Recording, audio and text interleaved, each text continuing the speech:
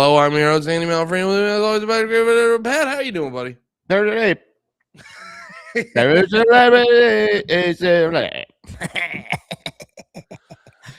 And we both had strokes before you got here. And that's Pat. Hey, I had this was it bombed on stage. But do you ever wonder? Do they? You know how British people say things weird? Do you think that like they say jerking off? Like, oh, oi, I'm having a stroke. That's fun. That's a fun one. I liked it. Do you think that feels situational? Yeah, it was like what when, up, Dunbar? Like if a British person stood up and said, "Oi, I'm having a stroke," then like somebody would be like, "All right, dude, do whatever you want. I don't give a shit."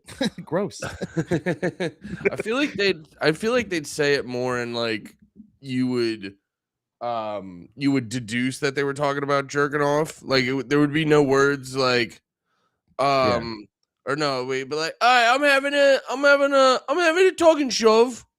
Yeah, tug and shove. Yeah, it'd be something. It's cute. It's usually too cute. You know, it's like I'm having a. They say wank when I go like, but wank. And then like, to me, they take all of the insult out of calling somebody a masturbator when they say like, "Oh, you're a wanker," because it's just fun. But like if you call him a jerk off. Sounds like an insult. Stanley, not you. You're not the jerk off. You can come over.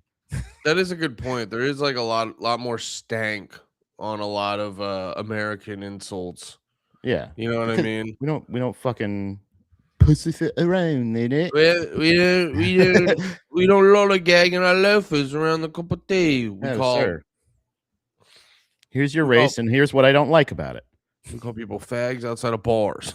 You know what it really is? It's here's your race, and here's the first thing I noticed about you. You know what I mean? That's like the or reverse. You're like you big-eared Mexican. You're like, what? Pez, is this your first day insulting people? Have you seen that account? The guy, the third grader that's learning how to curse. No. And he's like, piss on your balls, fuck shit. You know what I mean? Like where they don't know how to say insults. When did you find out about cursing? I don't know. Actually, I remember it specifically. I don't remember. I'll be honest. I don't think I remember a time before cursing. I was like a 5-year-old going fuck shit, but I knew what fuck shit was at pretty much all the time. Yeah, my parents kept it pretty tight around me. Nice. Yeah, my dad was he had ass for days, dude. That guy, you could bounce a quarter off his ass. Oh my God, dude. You'd slap that shit and it hurt you.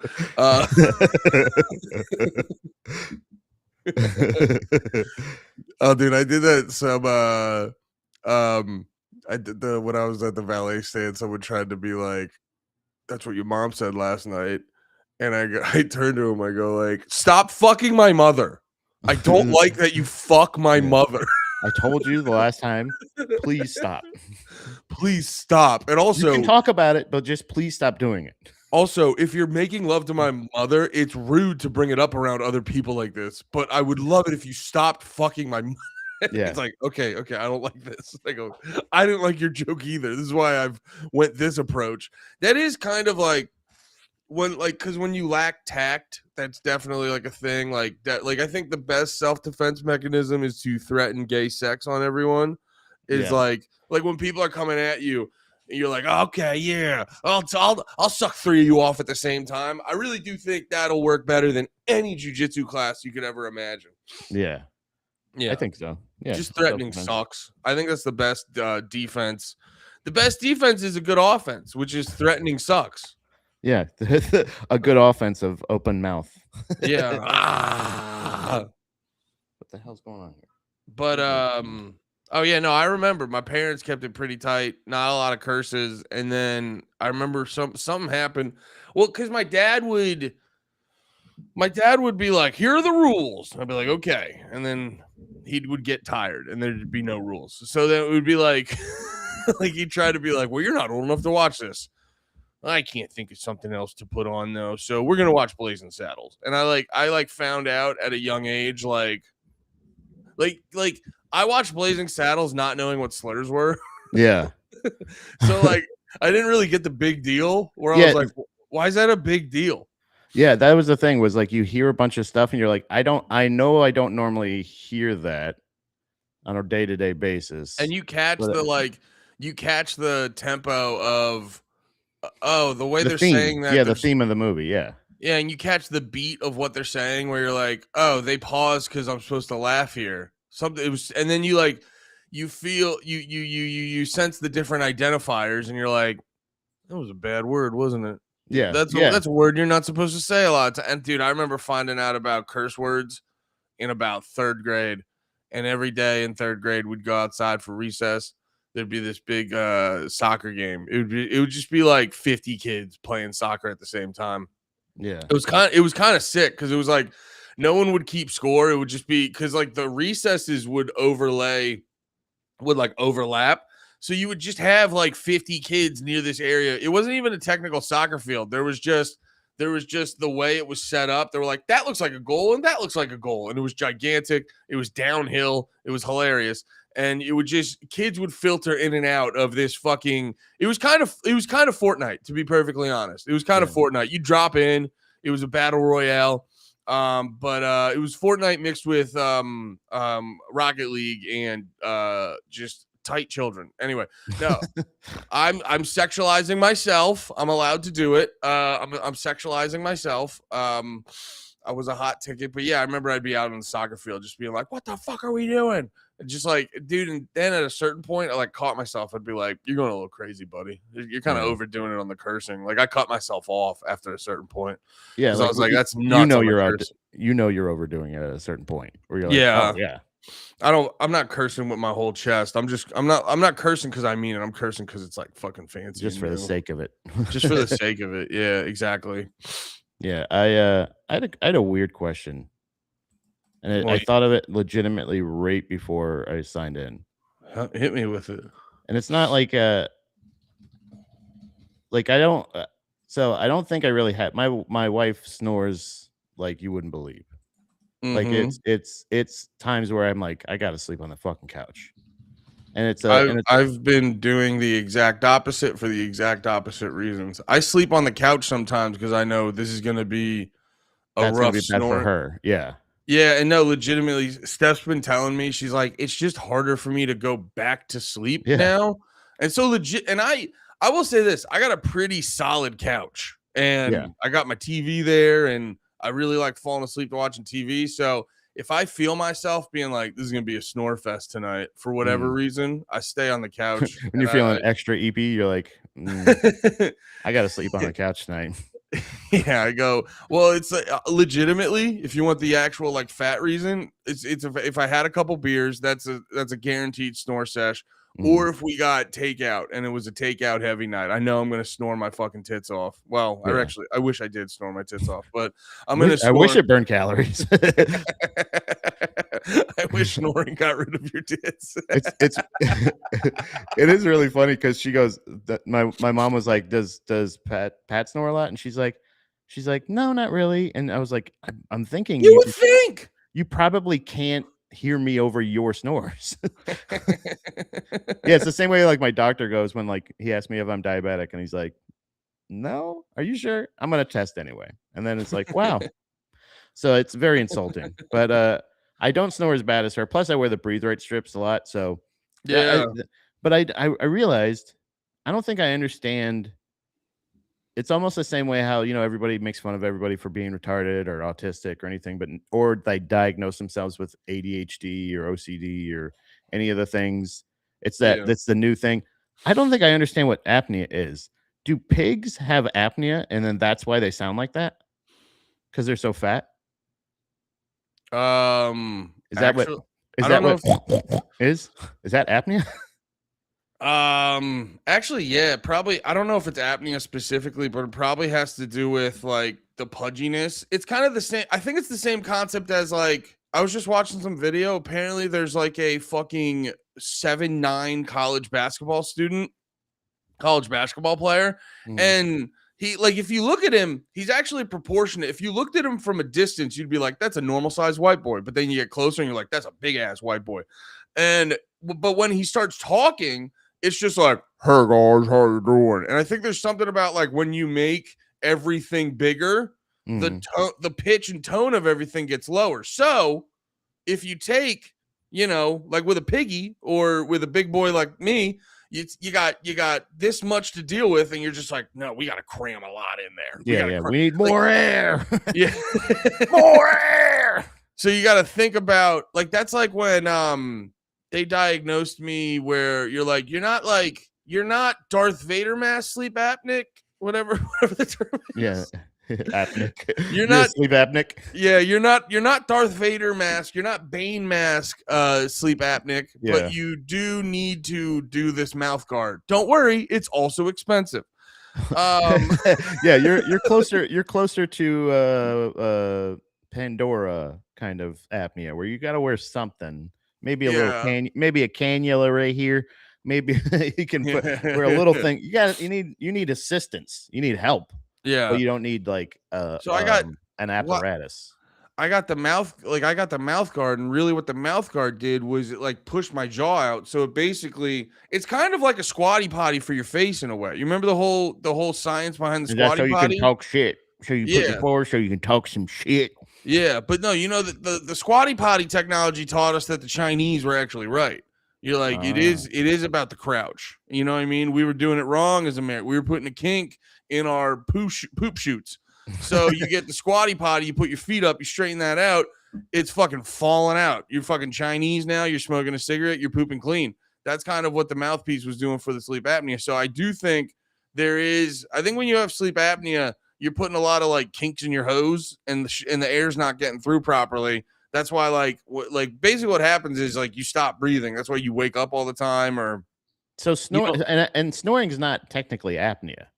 No, snoring just means like you have because usually when you're snoring, you're like leaning a certain type of way or whatever, and you just don't have a shove her. I shove her. And then she usually stops for a little bit, and then she keeps going, I shove her again. Yeah. Yeah. And then she's like, I've been awake for 20 minutes, Pat. And you're like, shut the fuck up. Fucking stop making noise. No, I think it's just like an obstructed pathway. That's what happens with like the snoring and shit like that. That's why probably you don't if you actually don't snore, that is probably because of like the breathe right strips and shit like that. I might want to think about. They rule. I would wear them right now if I didn't get judged so much from it. Everybody always asks me what happened when I wear one, and I'm like, no, I wanted to breathe. Like I don't, but it does it looks like it's Band-Aid color, the ones I wear. So like, yeah, and people wear an invisible one thinking they're invisible, but they're not even a little bit invisible. We all see that you're breathing right. You can't hide from us. You're clearly breathing right. We can see your open nasal passageways, you idiot. You lying idiot. You stupid piece of shit. Kill yourself. Yeah. Do it now. Die for your God. Morning, Kevin.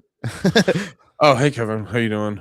Andy can't sleep at night with opening his throat. How dare you? I can with a closed. He doesn't want to. He prefers not to. Yeah, and also and no, I just go to sleep and I shove a funnel in there. That's what I do. Gross.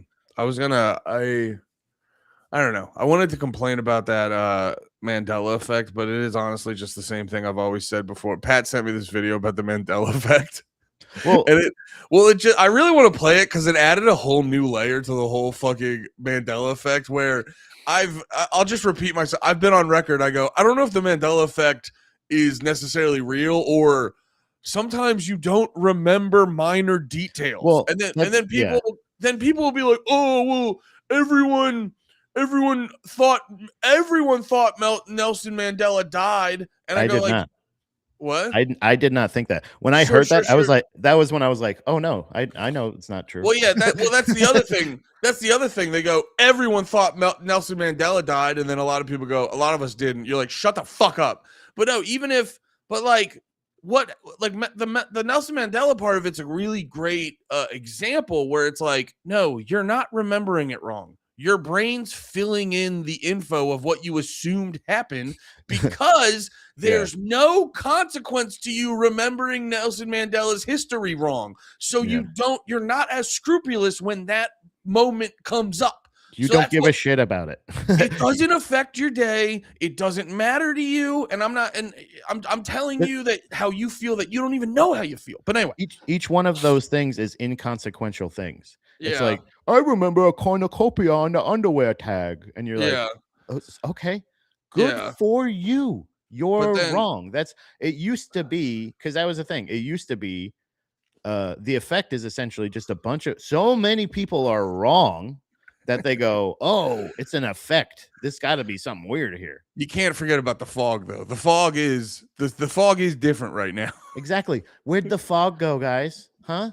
Exactly. You need to be asking these kinds of questions, because I don't just normally see just fog. Okay. I mean, have you seen the clouds outside? Right now there's no clouds. Oh, what do you know? I didn't notice any chemtrails yesterday. I wonder what's going on. It's just a thing where you're like, I don't know. There's also weather. Yeah, but there's certain things. Well, it's like too, when it kind of reminds me too, where I go like I remember I was talking to Pete Eckenroth, my favorite little guy. But no, we were talking about conspiracies, and Pete's like, you know what my favorite conspiracy is? I was like, ooh, I'm really curious. And then he hits me with like this random thing that's kind of like silly. It's like a silly goose conspiracy about some company back in the day was actually like lying about their shirt sizes or something. I go, no, I'm talking about a real one where like children get trafficked and things like that. Give me give me one where Satan's real and they sacrifice kids or some shit like that, or one where we killed a bunch of brown people. I'm talking about a real one. Where real people died because of a crazy, heinous, very obvious lie. And then there has to be gaslighting. There has to be gaslighting of a thing like with aliens, where they're like, what are you talking about? Now all the government's like, it's pretty crazy. And it's like, no. Yeah. I want the Arizona Lights guy to come up and with a formal apology to us and the aliens, because that's the thing. You were insulting our. Yeah, that's I ordered it right. I went anti-alphabetical. But I think you should have to apologize to your constituents, essentially, to say like, right? Is there an N or no? I mean, there's probably some N's in the constituents. Well, what day of the week is it, Pat? Sorry. Dave, come on. Hey, this guy over here. What? Hey, guys, sorry. Guys, get this guy. What's this clown? I'm sorry. If you guys cancel me, I earned it. I'm sorry. Guys. Oh, hey, lock me up. I was just gonna do that. Lock me up. Hey, lock me up, baby. Lock me up. Send me the funniest guy in the world jail. But yeah, I think. Well, those aren't fun conspiracies to say, like, but that's the same thing with the Mandela effect, where they're like the monopoly guy. Yeah. Hey. Products change. Well, that was the core essence too. That was the core essence of the video that pissed me off, because it took how I already felt to another level, where it was like new logo. It took it took how I already felt to like a new level, where, because like they always try to add this. Like I'm trying to find the right words for this, because I see it all the time where I go like, it's like I live in this world where I'm constant. This is why I think sometimes I'm in a Truman Show, because I'm like I'm living in this world where like I'm constantly being told directly or indirectly, it's like you're fucking retarded for the things you think, and now maybe I'm hyper focusing on maybe, but there is also a fact where it's like I'm watching this video where there's like a bajillion likes on it, and all these people are like fucking throwing their 2 cents in, like this is a worthwhile conversation. And then you have this video of a kid who's like, so the Hadron Collider, they turned that on in 2009. So that's why that's why we can't remember minor details on the Monopoly logo. And I go like, that's what you're hitting me with? You're like, you're doing this whole thing about a Hadron Collider, that the whole existence is an alternate universe, and your only evidence is like, it'd be one thing if we were like you just go like, do you guys remember Building 7? And the masses just go, what are you talking about? And it's like, if you had substantial info of like a mass event that everyone should have known about, but you're just hitting me with fucking the Monopoly guy actually doesn't have a monocle, and you're like, well, the why? Mandela effect is the name. The Mandela was a leader, was a person who actually was a very No, no, no. I important, you know what completely, I'm saying? Like the whole effect is, but the effect underneath Mandela is Fruit of the Loop, the Fruit of the Loon guy or whatever, the no, I'm talking the about like the Monopoly guy, the function. I'm talking about the general function of the effect. Like if well, you're hit, if you're making a whole video where you're talking about us being in a fucking alternate reality and your only examples are fucking Monopoly guy and shit like that, but it's that's like the you're thing. Those are wasting my fucking markers. time. Those are that's that's what I'm saying is the Mandela effect. I would support the parallel universe theory because it would explain other crazy, like when you're like when shit happens, like something as simple as like huge switches Oh, you're saying we're in a in the different in there we're in a different universe, so there wouldn't be evidence of the shit actually happening because we're in a you new. don't notice it otherwise than being like, wait a minute, I remember this being completely different, and Yeah, I get the it was. logic. So like that's the interesting part of me, because that's what I'm saying is it just a bunch of people being wrong about a, or having very vivid, very distinct memories of being like, but that's the thing is like Dom shared another, actually, you know what? Actually, I think this would be fun to do for the show. I'm not even going to say anything about it. I'm going to send this to you, and then we can do this on the show live. I've already done it, so I don't want to ruin it. Yeah. Well, But oh, I'll look at say that. Guar's killing ice. I saw that. Yeah, it's fun stuff. Look at that. That's I pretty fun. also I Look at that also picture. want to throw this in like while you're sending that to me is people get wrapped up in like the fun of the thing, but then they never like take a step outside of it and just like just remember what happens every fucking day. It's like every time a news story happens, you get 5 different versions of it.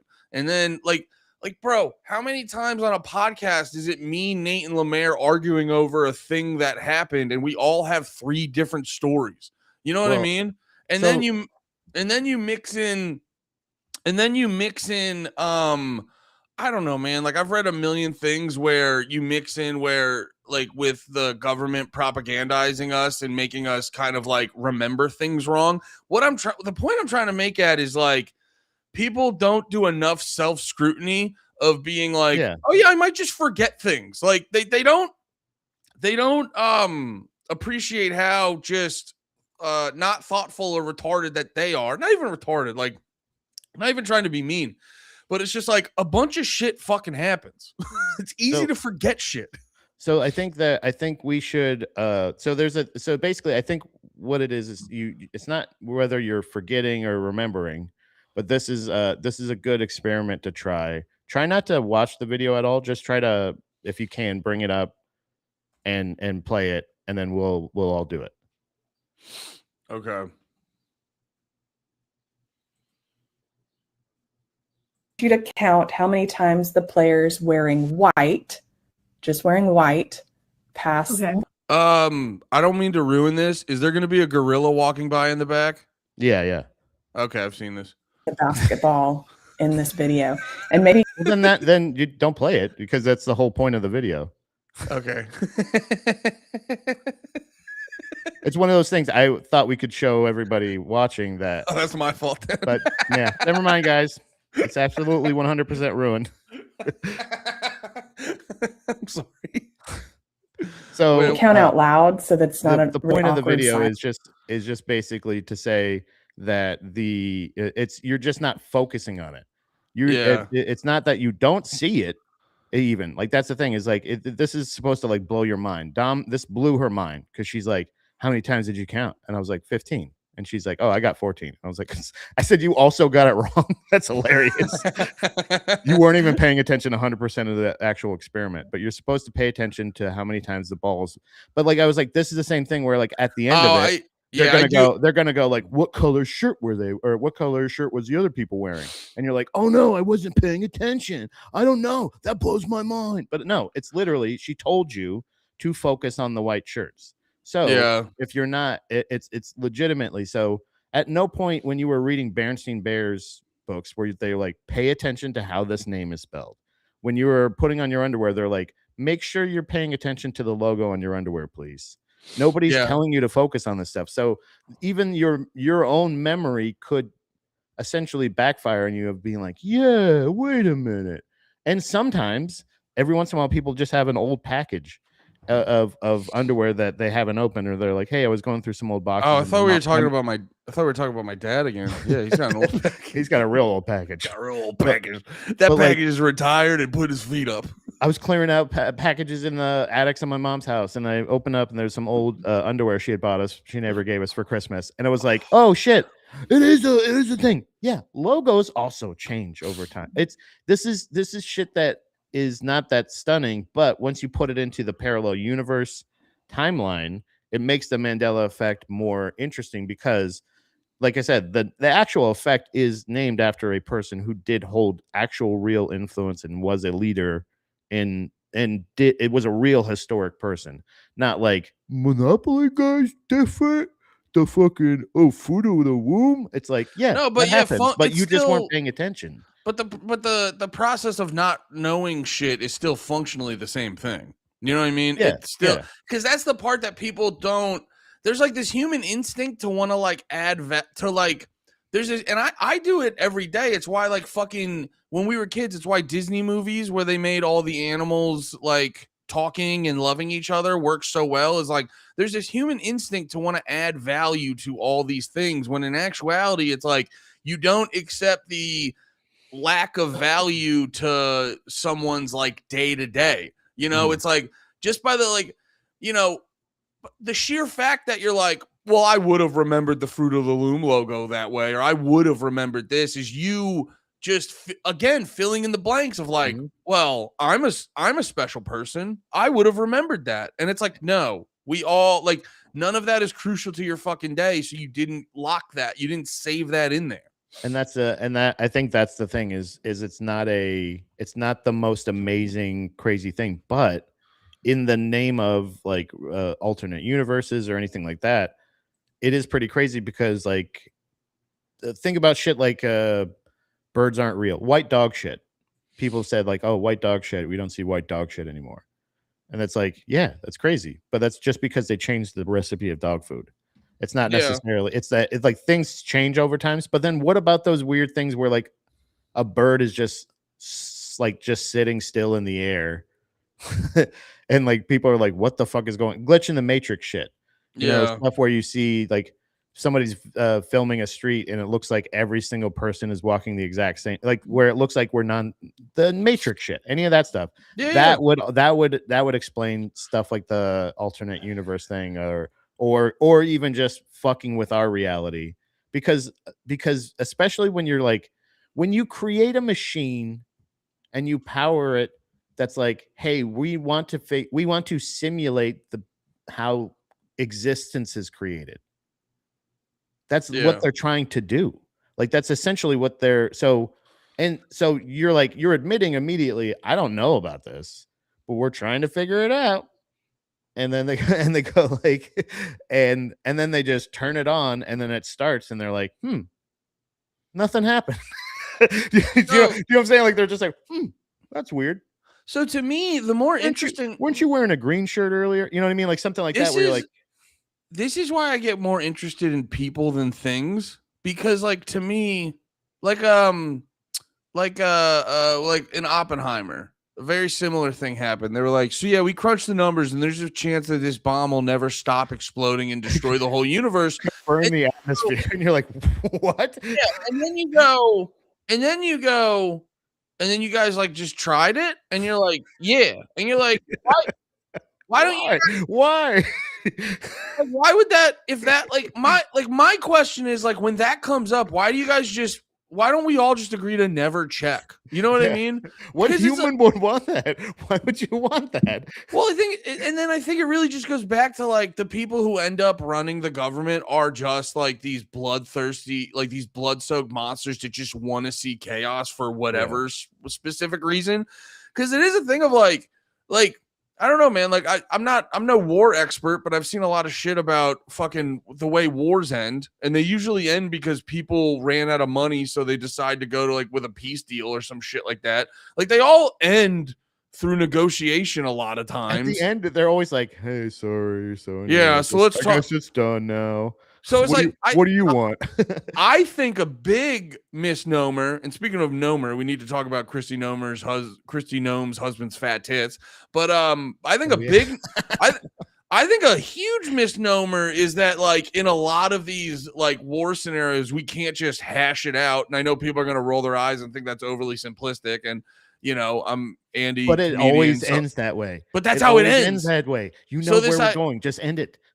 Yeah, so this idea that we have to like do these things, like that's my big thing where I just go like, I think it's why I think deep down, you know, I'm not a fan of organized religion, but I do think there is this almost instilled fear of God to whatever that means specifically. Like it might not mean like I'm afraid of the Catholic or Christian God, but there is this bigger fucking power out there. Like if we're going to believe in alternate dimensions and things like that, there's probably things more powerful than us out there that observe us or whatever the fuck it is. Well, and I always look at these things of like I don't know, man. I always there's just certain things that like I can't fully explain, but I go like, yeah, don't open that door. And I think, you know, with the Hadron Collider, there's so many questions. I go, you know what's cool? If we got none of those answers, I don't think we need to get any of those answers from the Hadron Collider. I got to be straight up about that. Were you gonna say that? Well, I was just gonna say, like, I think the thing is, it sucks because you would think like religion would be like a good, like, yeah, you know, it actually does. It, you know, it can be good, but it's like most of the guys that are starting or doing these wars are in the name of God. Like that's the thing, or like they're like most of the, or they call themselves like Christians, like devout conservative Christians that are like, we need to kill people. And you're like, what the fuck are you talking about? That was the thing that always stunned me about any of this stuff was like, I'm going to do this. I'm going to go to church. And it's like, wait. You know, people are dying. Like, you know, and it's because of this. And you know, it's for a country. It's not for, you're not doing this for God. You're doing this for resources. So like you know, and if you truly are Christian, you know, God knows. So then like you have nothing to hide. It's the same thing with the Jewish people, like doing the little workarounds where they're like, I hired a person to turn on my lights on Saturday. Thank you. You know what I mean? Like that's what makes me think that a lot of those because a lot of the people up top taking advantage of all that stuff, it's all about power. It's all about, for some reason, they're always obsessed with power and control. And I think, you know, through time we've realized that a great way to control people is organized religion. Because like, I don't know, man, because I think I think about it too with like how Israel is, and I go like, that can't, like the stuff Israel does, I go, that can't match up with your book completely. You know what I mean? Like there can't be a page in the book where it says if you think there's one terrorist in a hospital, you can blow the whole hospital up. That can't be in there. Oh, but I had a fun. No, my last thing is I almost compare that to like Rick and Morty fans, where I go like the fans of Rick and Morty make you forget Rick and Morty's one of the best shows ever. Yeah. And I always think about that because I go like, I realized my beef was with organized religion, because it's like it always seems like a scheme to just take advantage of fucking dumb or well-meaning people. But what were you gonna say? I was gonna say the thing with about like alternate universes in general, I feel like is in situations like that where we're both like, you know, it is like 2026 and we've seen this cycle like multiple times, not even just with our country, but like over history in the news, everything we've seen. Big war, the thing, a lot of people die, destruction, What's making me exhausted with paying attention to the news. I go, I'm like on my fourth go of all this fucking shit now. But there is probably an alternate universe, and this is where my fucking brain, brother, I went obviously a completely different direction after watching that. I'm going like, it makes so much more sense to say, yeah, you fucking wonked our existence, because regular thing, like there might be some people that actually they're still in that timeline of like progression, where like they're going to this, like, this, and where we're going, like we just keep reverting back to we're in the bad habits phase. Like that's why I'm like, yeah, I know I shouldn't eat like this, but why do I keep fucking eating like this? I know that I like exercise. Why am I not exercising? Like I'm like kept from those things. you think it's a gives me, hadron collider. but no, it's not. That's not the thing. I'm saying like that's my marker for it. But like that's because like where I'm like feeling like I can't even what's his face Derek is saying in the thing, he has to sing songs in his head when he's going to room because he forgets because of his ADHD or his ADD. So like there's like that's not sensible, right? But that's how we all exist in this world where we're like we keep doing wars, we keep fucking creating poison food, we keep doing all this crazy shit. We're creating AI where we know like statistically this doesn't work great for us. Why do we keep working in our worst interest? But like it brought me to another thing of like, you know how probably every year, but like every couple years there's like a big prediction that happens where they're like 2020 the world's gonna end, 2012 the world's gonna end, whatever it is, like every 2015 there's asteroid or whatever. What if there are existences where those predictions are correct? Like what if we're all getting the same predictions, but like they're saying like, oh my god, I see here this is, and they're doing the right math but they're predicting it in the wrong dimension.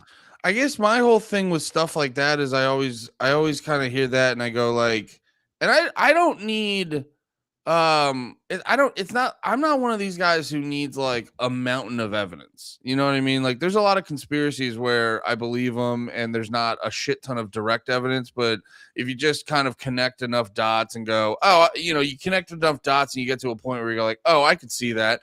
And this could also be I haven't read enough or watched enough documentaries or listened to enough podcasts on the subject. I guess for me, because whenever I hear people talk about this, it like reminds me of a thing wrestling fans will do. Like I remember when everyone was trying to predict when CM Punk would come back, they'd be like, you know, storyline wise, it would make a lot of sense for CM Punk to come back at SummerSlam. SummerSlam's in Chicago. That's his hometown. Da da da. So I think it'd be really cool that CM Punk came back at SummerSlam, and then someone else goes like, yeah, that would be real cool. And then like enough people say it that they go like, well, I think that kind of makes enough sense. That's probably what's happening. And then like the next day, the same person is like, rumors circling that CM Punk is coming back at SummerSlam. So the way I'm correlating it to this, and I'm not saying you're doing it necessarily, it's the way I interpret it from a lot of people, is when they bring up stuff like that, I go, it's like, it's a mixture of that would be cool, that would explain this, and then that would provide a broader meaning to existence and stuff like that.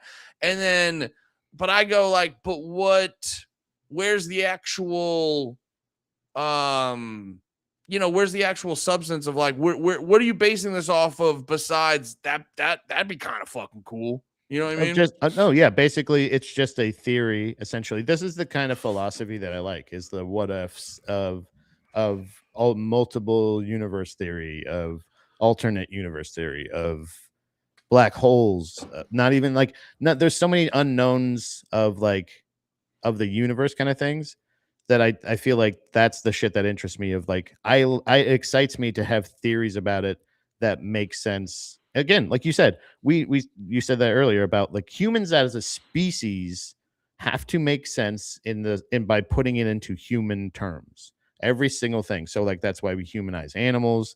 That's why we offer like morals and judgment in different like we said, like when we see a cheetah kill a fucking hyena and we go, oh, you know what I mean? Like it's just like, what are you talking? That's not even a thing that exists in their existence, is a all.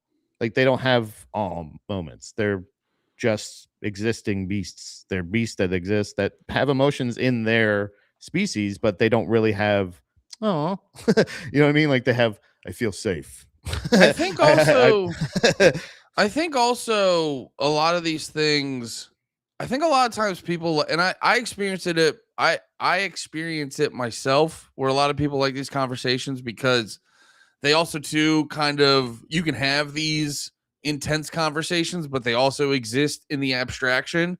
Yeah. You know, it's like, it could I'm be a also big, or no. I don't know. You know well, what I mean? Like, no, but also you got to think about it in the way of like, it's why politics are much more, it's like, I'm a guy who loves to argue and debate. I love to have a well-spirited argument and debate, but it's like, the one thing I was getting to, the more I was learning about like politics and stuff, the more real all that stuff got.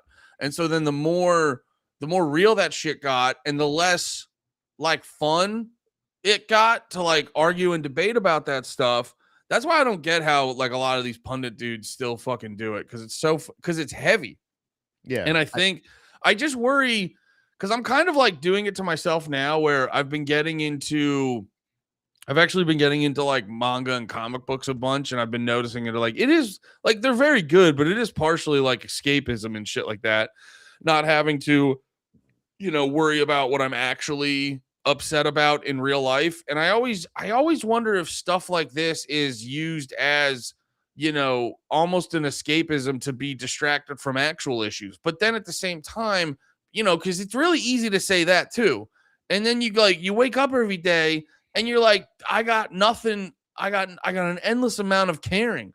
But like, truly, what the fuck do I do? So it's like, it's again why it's like, I don't shit on. I used to roll my eyes at sport. At sports, I don't anymore, because it's like people need to have that outlet of competition, and it's like a simulated battle and shit like that. I think it's like the people who want to do it for real. There's no, I don't know and that's the part that fucks me up too. It's like, what do you do about the people who want to do it for real? I like all of us, where it's like, we're a little more, it's kind of weird too, because now that I'm like talking through it, it feels like the uncivilized people are the like it feels like the uncivilized ones are the ones who actually run everything, because they're the ones. It's like, we're mature enough to go like, I can have a conversation and not bomb everyone. Sports are enough for us. Yeah, exactly. Or I'm reading, I just got I was telling you about it. I got those issues of Attack on Titan, and they're like super duper fucking sad. And you know what? I got to experience those emotions, and I didn't need to bomb a bunch of Palestinian children to feel that. I just read Attack on Titan, and dude, I'm kind of like figuring this out in real time. So bear with me, guys. But yeah, it is, because that's why I always felt like out of place, but not like I felt out of place, but not exceptionally unique at the same time, if that makes any sense. Because I'm like, shifted into one of the wrong universes, I think. No, I think I think it's the uncivilized psychopaths that end up running everything, and then they trick you into thinking what the right perspective on stuff is. So they like normalize this bullshit, and as a normal citizen who doesn't give a fuck, you kind of go along with it, and then you just kind of like, but you still sense something's wrong,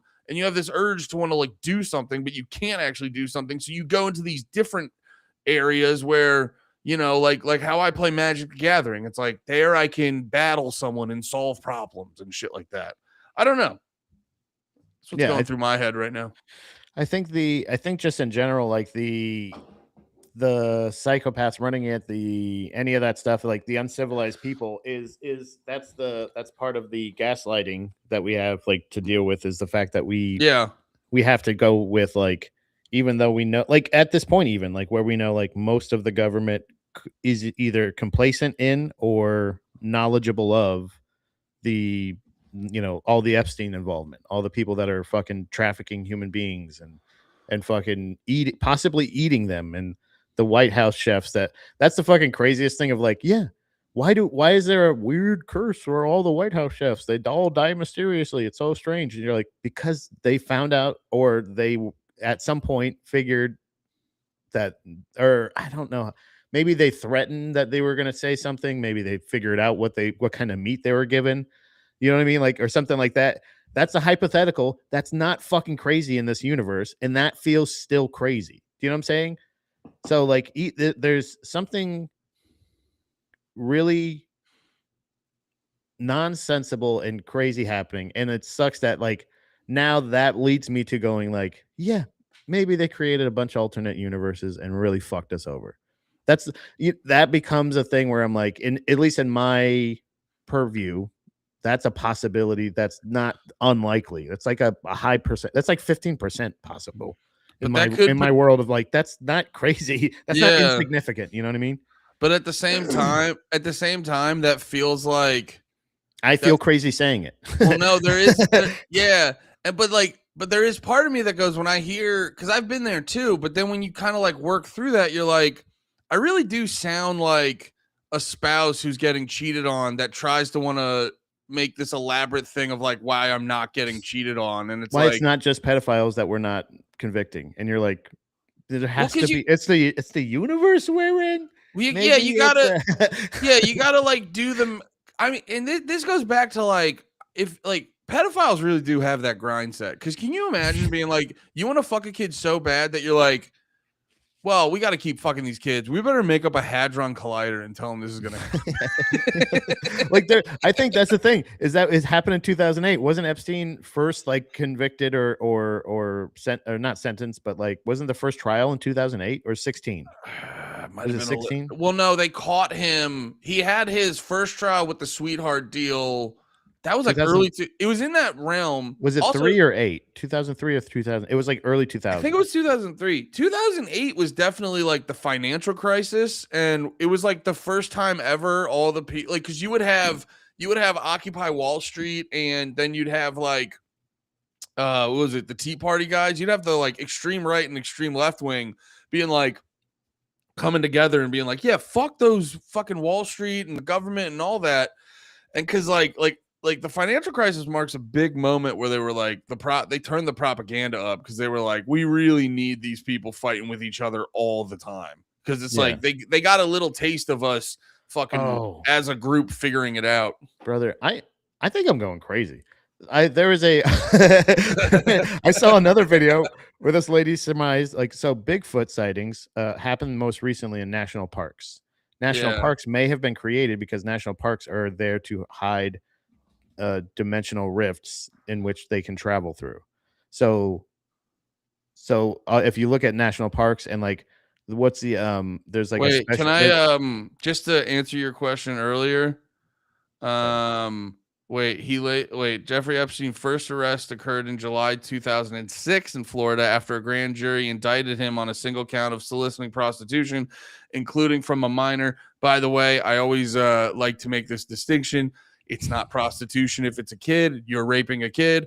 There's absolutely no involved. They're not selling anything. If you're a child, you can't be a prostitute. You're just raping a kid. That's a very good distinction that I haven't heard before. I think that's crazy. I gotta give a very good point. I can't take ownership that I think it was Dave Smith when I listen to Part of the Problem. He always makes that distinction, but that is because you got to be mindful of people can do little like word jujitsus all the time to try to like wrap you up in a pretzel and not realize that it's as fucking insane. So yeah, you can't solicit prostitution from a minor. You can just rape a kid. Anyway, he later pleaded guilty in Pat, Are You Sitting Down? June 2008. to 2 state. So he finally pled guilty, and they were like, Epstein's going to reveal it. We got to turn on the collider.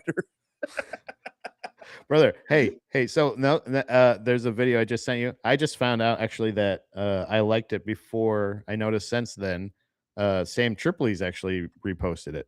Let's go. So it must be legit. But this is a crazy thing where I'm like, okay, this is fucking weird. This is kind of fucking, This is really strange to say, like, why do we have multiple gods that people worship? Because maybe in, like, there are other universes where it is a whole Hindu world, and, you know, there's still Christianity, but it's one of the minor ones. And, like, there's a whole Muslim world. And, like, that's so crazy that we're fighting over religions when, like, you're just in the wrong Wakanda, brother. We gotta get to the right Wakanda. Interesting. Gotta get to the right Wakanda. Sam Tripoli, by the way, his Twitter's fucking fantastic, because he'll just be like, yo, he'll be like, this conspiracy, this is what's happening, da da da, and then the next tweet will be like, dude, that lady's got some fat titties. I'm like, yeah, I was just gonna say boobs. Yeah, like Tripoli's a bro. Yeah, he gets it. Oh wait, let me start this over. Very interesting. But as an animal Or do you think Bigfoot is an interdimensional being that is going through portals in the national parks, and that's why they invented the national parks, was to protect these portals?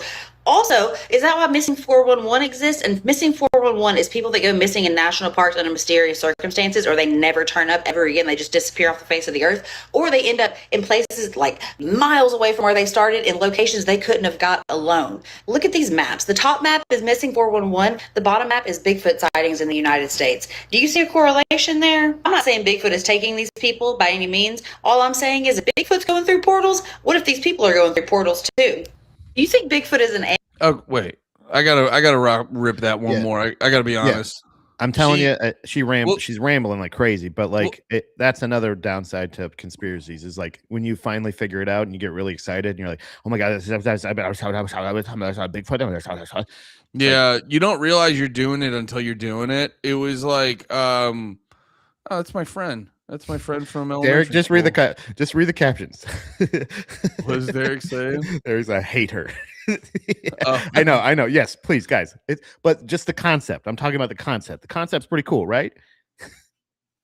No, I'm just laughing that one of my friends is commenting on this video. And also too the social media thing of it. She has to talk quickly because it's like, well, for the algorithm. But no, that is it. There is a moment when you get deep into this stuff. There is a moment when you're explaining it to someone, like where you just catch yourself talking. I think it's because you don't want to give them a chance to go, well, here, wait a minute. Like, no. My point. Like, no. That is actually, I do think that's a huge part of it. I think part of the fast talking is because I just need to get it out before you interrupt. Because you're gonna hear buzzwords and you're gonna stop listening. Yeah. Can I rip this one more time? I want to hear. Please. Animal, or do you think Bigfoot is an interdimensional being that is going through portals in the national parks, and that's why they invented the national parks, was to protect these portals? Also, is that why Missing 411 exists? And Missing 411 is people that go missing in national parks under mysterious circumstances, or they never turn up ever again. They just disappear off the face of the earth, or they end up in places like miles away from where they started in locations they couldn't have got alone. Look at these maps. The top map is Missing 411. The bottom map is Bigfoot sightings in the United States. Do you see a correlation there? I'm not saying Bigfoot is taking these people by any means. All I'm saying is if Bigfoot's going through portals, what if these people are going through portals too? Yeah, it is interesting because like I don't know enough to know about portals and shit like that, but like, you know, immediately your bullshit detector goes up. And then because I think a big thing we do that is kind of unfair is we just knee jerk to be like, well, there's a lot of stupid people out there, and you go, yeah, but like how many people you know that just went deep into a national forest unprepared? You know what I mean? Like, yeah. That's also not like a common thing. Like, you gotta lock in on like what you know to be true, not what is just the what's the fucking term? Like the common wisdom on stuff, because a lot of times the common wisdom is wrong. I like that Derek's on board. Man, I swear to God, me and Derek are like the same fucking person, bro. Yeah, this is crazy. No, but Derek, this one. Wait, yeah. They found the boy. They found a boy who went missing for a week, and when they found him, he was on the top of a mountain he could not have climbed, and his clothes were all perfect. And he was perfectly fine. Oh, climbed, yeah. But like, but that's the thing. I just assumed that was I assumed that was mountain terms. There's also the he claimed a mountain. No, the like there's like there's stories like that shit where like it's also, yes, people could just go missing because it's nature. They could have gotten killed by a fucking animal. What it honestly, yes, absolutely, possible. But like most of them are like, there's that weird M Cave guy, the guy that ended up he was going through, I think it was in Nevada. I don't know for sure. Oh yeah, I like vaguely remember this. What's it called? The M Cave? Yeah, the M Cave. I can't remember the gentleman's name, but like he said he got near the site. He felt like really disoriented. He kind of felt like nauseous. He didn't know anything. He got like really nervous. He's like, I think I'm going to go back though. And then like he said he was going to go try to find it. He ended up finding it apparently. And then nobody's ever seen him again. Very honestly he could have possibly either got lost, killed. He was also a very experienced hiker, knew the whole area very well, yada, yada, yada. You know the stories. But like that could very like he did find a fucking portal, and maybe the portals shift, maybe they're you're protected, you're on forbidden land. Why are you? There's parts of like these national parks that you're not supposed to go to, that like you said, they're very dense. There's restricted areas, there's public areas, but they're controlled by the government. And why else would that? And to say like the correlation between Bigfoot sightings and those is like that's cool, you know. You know what I mean? Like, but also like, yeah, it's when you can somewhat root a reality in a paranormal thing, I'm on board. Like that, I love the X-Men because it was like, hey, what if it was like, let's bring civil rights to comics. What about mutant rights and shit like that? I'm like, damn, that's fucking interesting as shit. I'm like, so the fireworks girl, she wants rights and shit, and you're like, yeah, I guess, but also she shoots fireworks. That's a little bit weird. I'm like, oh shit, I'm having an opinion. It's funny I mean? though. Like, how would I do it? Like, I'm putting myself there. So I'm here, and Bigfoot sightings exist. So I'm like, oh shit, if that's people go missing for mysterious reasons in the woods. Mysterious, I would hope that mysterious wouldn't include they got lost and died. Do you know what I mean? Like, hopefully it wouldn't just be mysterious is like, we can't even find their remains. That would be strange to say. Like, we can't even find remains of them or anything. So I think it's really, the Grand Canyon's shut off in parts. The M Cave was a weird, like, I think that was government land. I can't remember. Yeah, it's just tough because they're smart. They do it if they're the ones I'm more interested in are like the desert ones, like Area 51 type ones, because a lot of stuff with the stuff with like the Pacific Northwest and the 411s with Bigfoot they were talking about, those are tough because it's like everything you say, there's an alternative where it's like it is also incredibly dangerous. Yeah.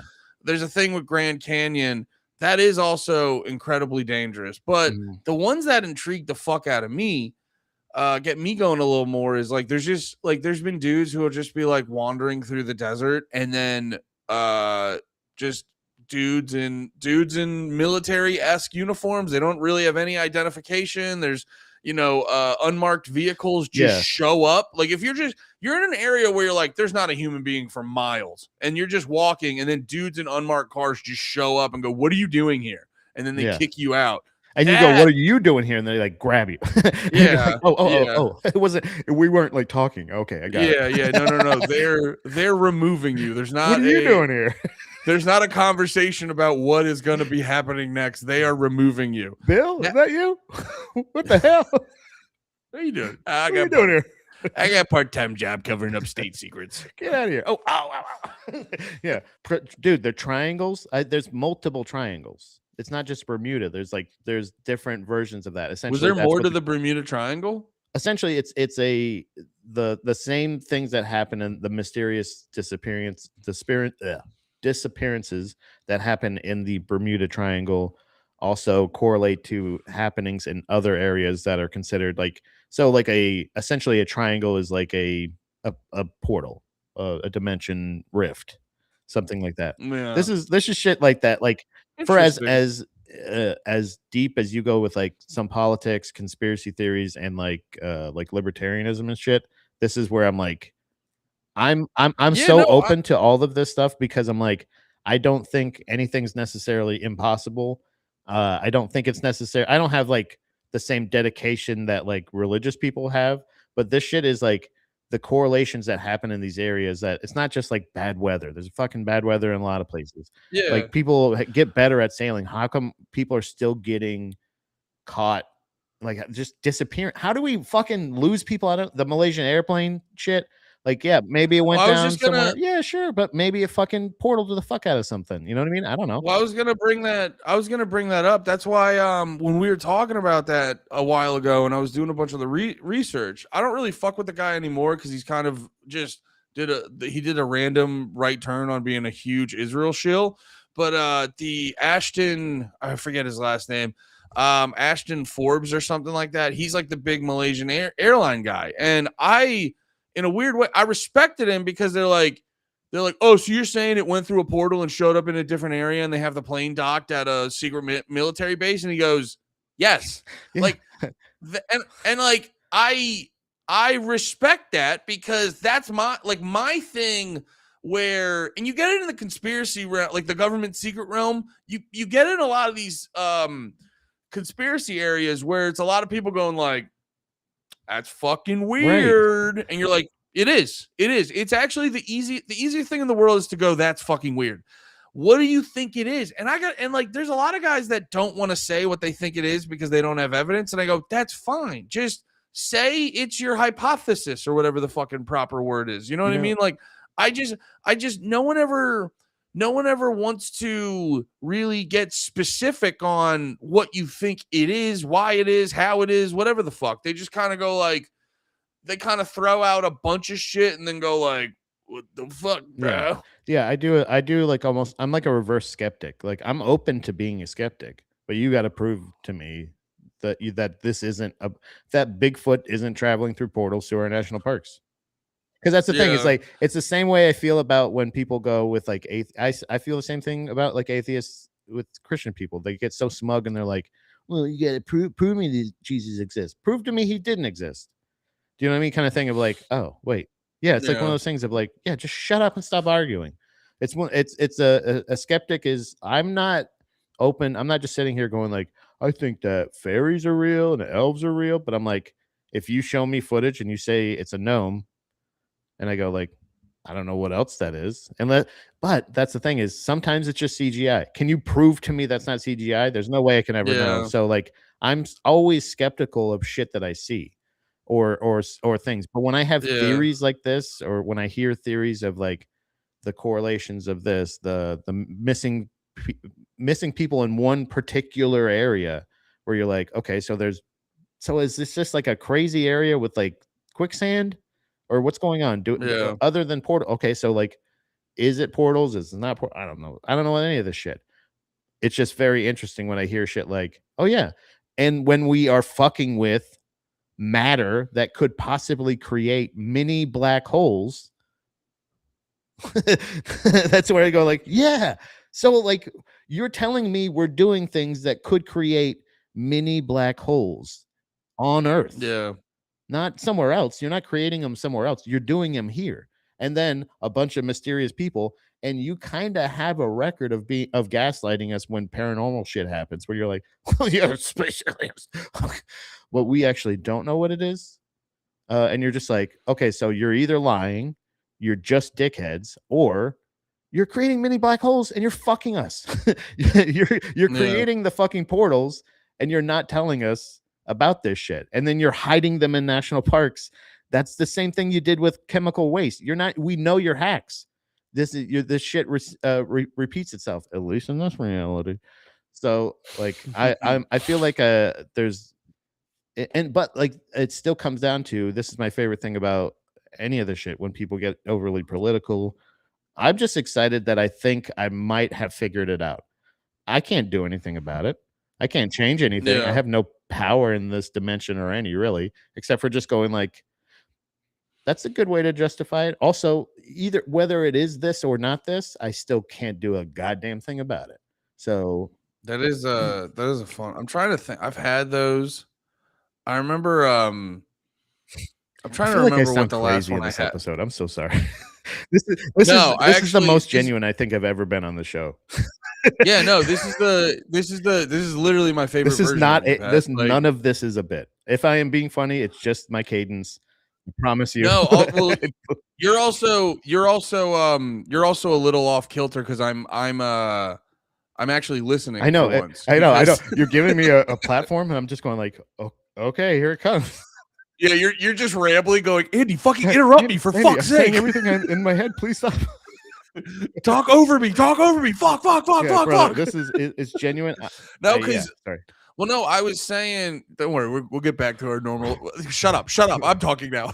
Yeah, hey man. No, it's because that's where you and me meet up really well, because I go deep on government secrets and you go deep on paranormal and other dimensions and aliens and stuff like that. So, and you approach it in a very similar way I approach it.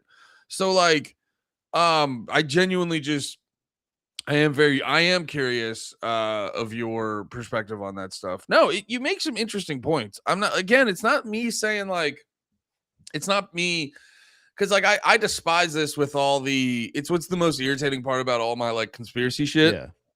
Because I know like I know I'm not gonna bring it up in front of people if I don't think it's like at least a little bit reasonable.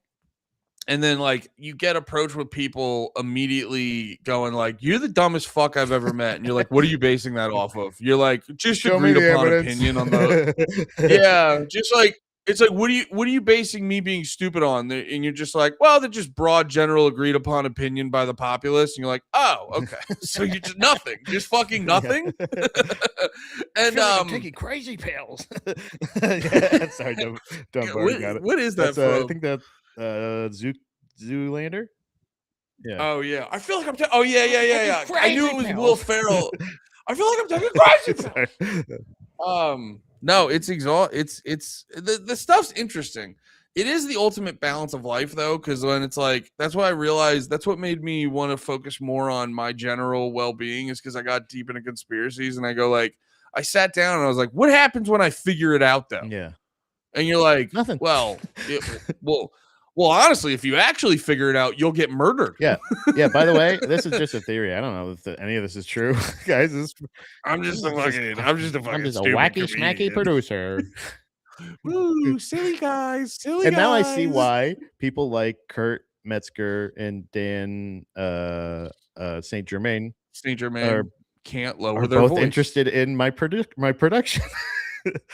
Both of them were like, "Hey, you want to be a part of the show?" Or yeah, they're like, "Wait, no one. Whenever I do these, the producer never goes right." I'm just going. He's saying things, and I'm going. I literally at one time during the show, I went.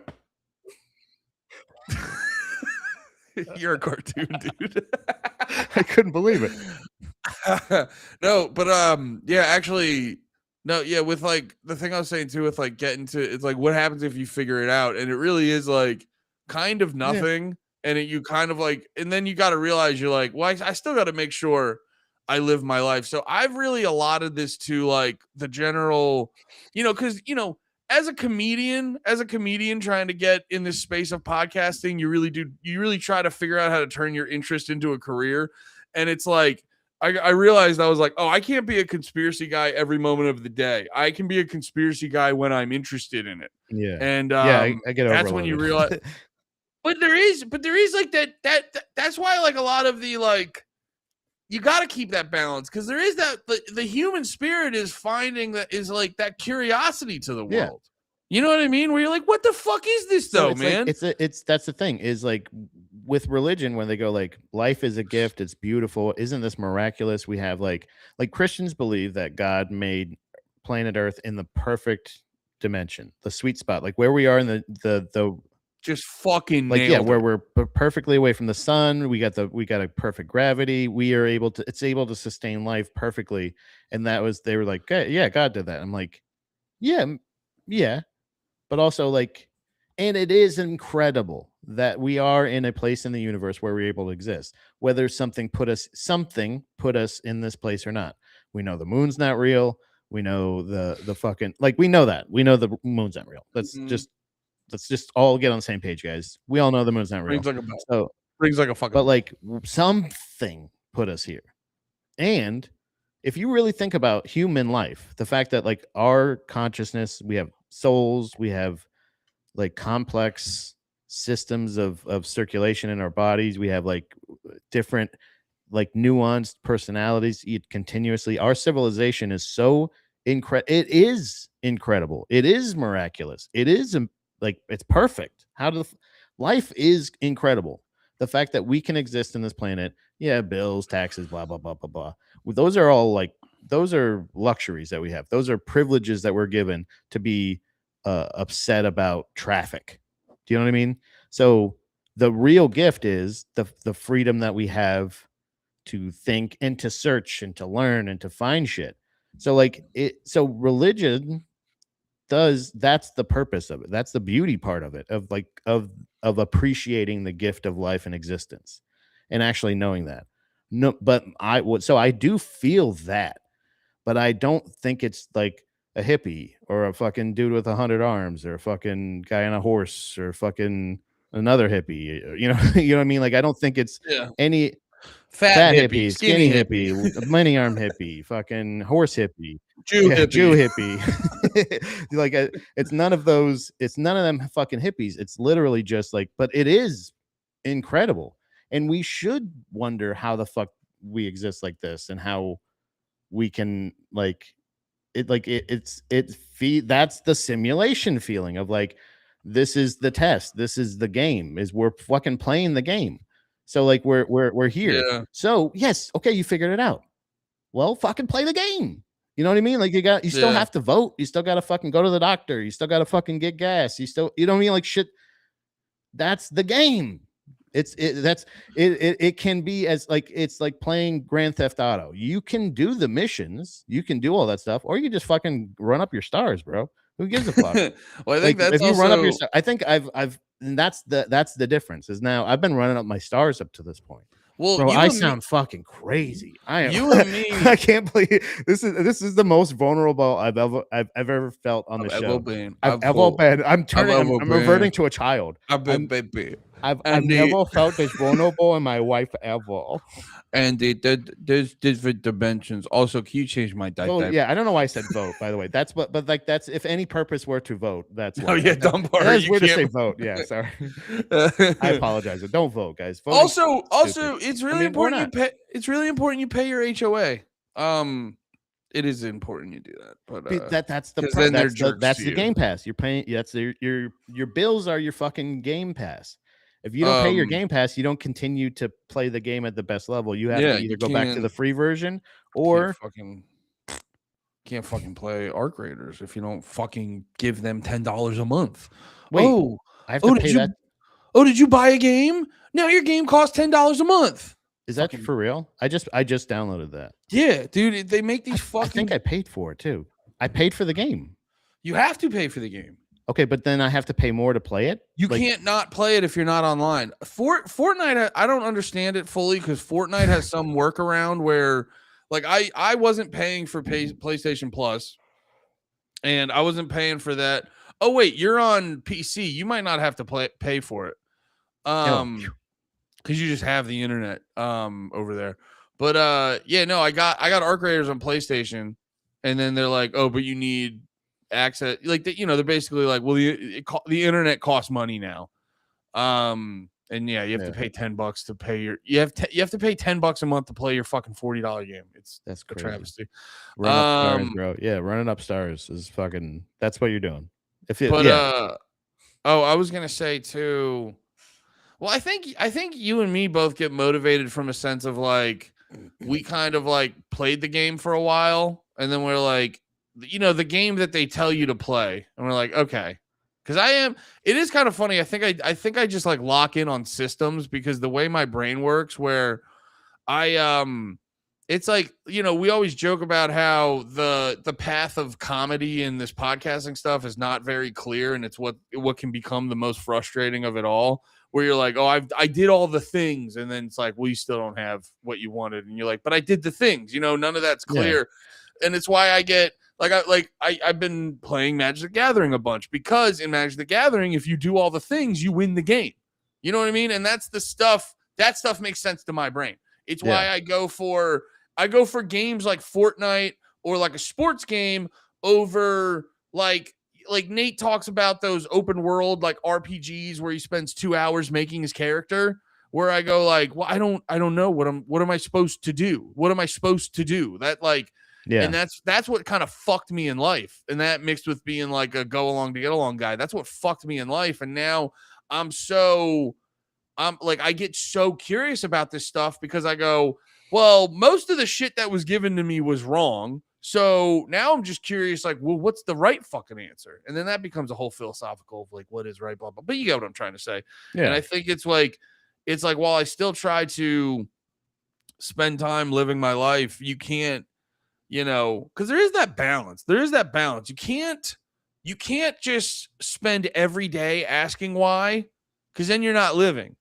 And then, you can't spend every day not asking why, because then you're just a battery. You know what I mean? You're like, I might as well just be a car. You I gotta might at as well. some point. You gotta point. Yeah, you gotta recognize the fucking the order of things and just be like, okay, so we're all essentially the touch grass thing, essentially, but it's got to be a better balance than like every Yeah. once in a while. No, like you gotta be introspective as well as perspective. Like have a perspective. You know what I mean? Like Yeah, perspirate.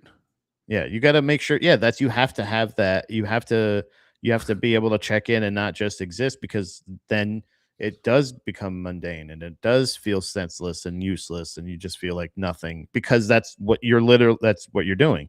You're not playing the game, man. You gotta fucking play in the game. You gotta pick a game, pick a goal, pick a mission. I am not good at GTA. I fail missions a lot. That's the thing. It's kind of correlates. But if in the game you're complaining about there not being a better version of games or something or whatever, then you're not enjoy the game. Play the game you got. You know what I mean? You're not done with this game. Obviously, it's not over. The credits aren't rolling. So like, keep playing. You're until you respond, and that gives me the afterlife feel of like maybe not afterlife, but maybe one of those other universes, or like that's where you respawn, and not necessarily whether you have this knowledge or not. Maybe we're on our first lives, and that's why we don't necessarily remember a lot, and we're fucking up a lot of things. But maybe you go to try another thing, and you go like, oh shit, I'm better at this now. You know what I mean? I know the level better. I know, I played this one before. I know the bad guy. I know his weaknesses. You know what I mean? There's certain things that you can have success at better.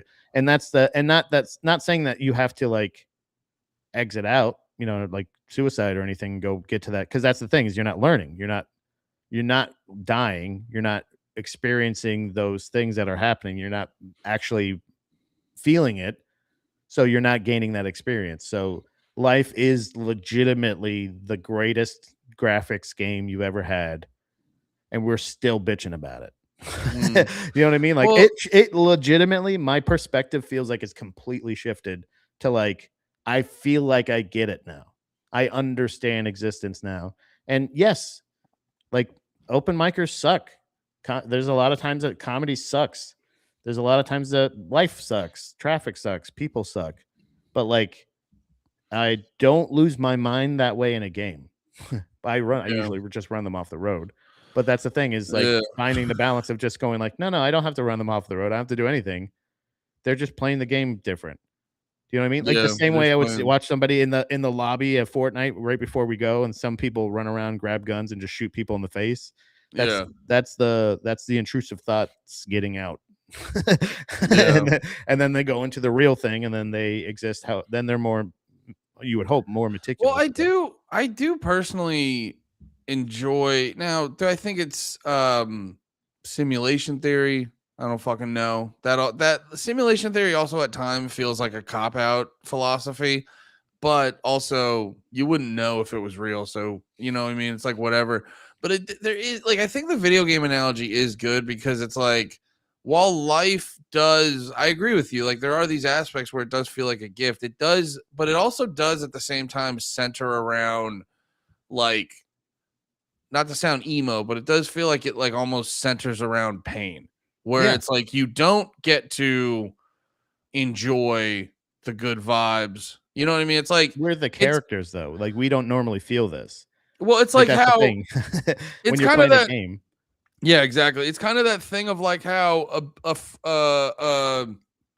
the beer you drink when you just got off work on a Friday tastes way better than, you know, just like drinking in the middle of a day on a Tuesday. You know what I mean? Because it's like, or even the last beer you drink on the Friday, like, you know what I mean? Like the one like that, you're like, do I need another one? You're like, you know what I mean? Like you don't even really remember how that all tastes. of them. None of it really registers, you know? Yeah. But that when you, like, that's why I would always get, if I would have a crazy day in the middle of the week, like on a Wednesday or a Thursday, I'd always just say fuck it and rip a 6-pack, because there's something about like the beer just tastes better if you need it because of a lot of hard work. Yeah, you know what I mean? Yeah, not just because it'd be fun to drink beers right now.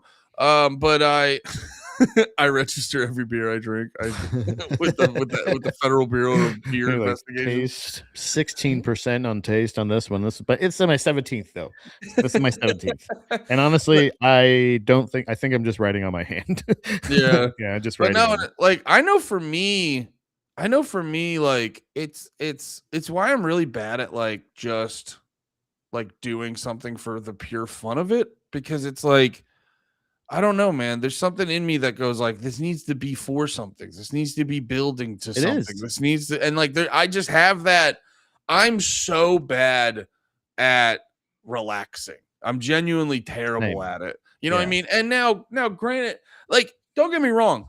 I could take something as simple as like, I just have to like trick myself in my brain. Like I'm reading Berserk right now, and I just have to tell myself, it's like, well, that will help me be more creative. And then when I'm writing, but you know, it's something as simple as that. But yes, there is this.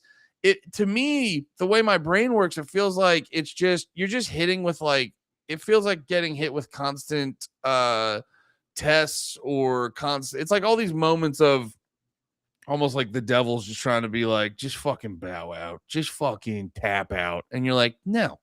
But think about a game. There's no devil in a video game, right? Yeah. There's no but if you don't play, eventually it's going to say, hey, you're inactive. We're going to kick you out. And it's like, yeah. Yeah, that's a good point. That's you gotta be a part of it. You literally get if you go into Fortnite or Magic the Gathering or any of those games and you don't move around, you get booted. Yeah, it's great. It's legitimately it's the perfect correlation of saying like that's the gift is you've been given the greatest graphics card and processor of all time. You're in the best virtual reality of just if you just look at it that way, it's the most immersive, most realistic video game you've ever played in your life.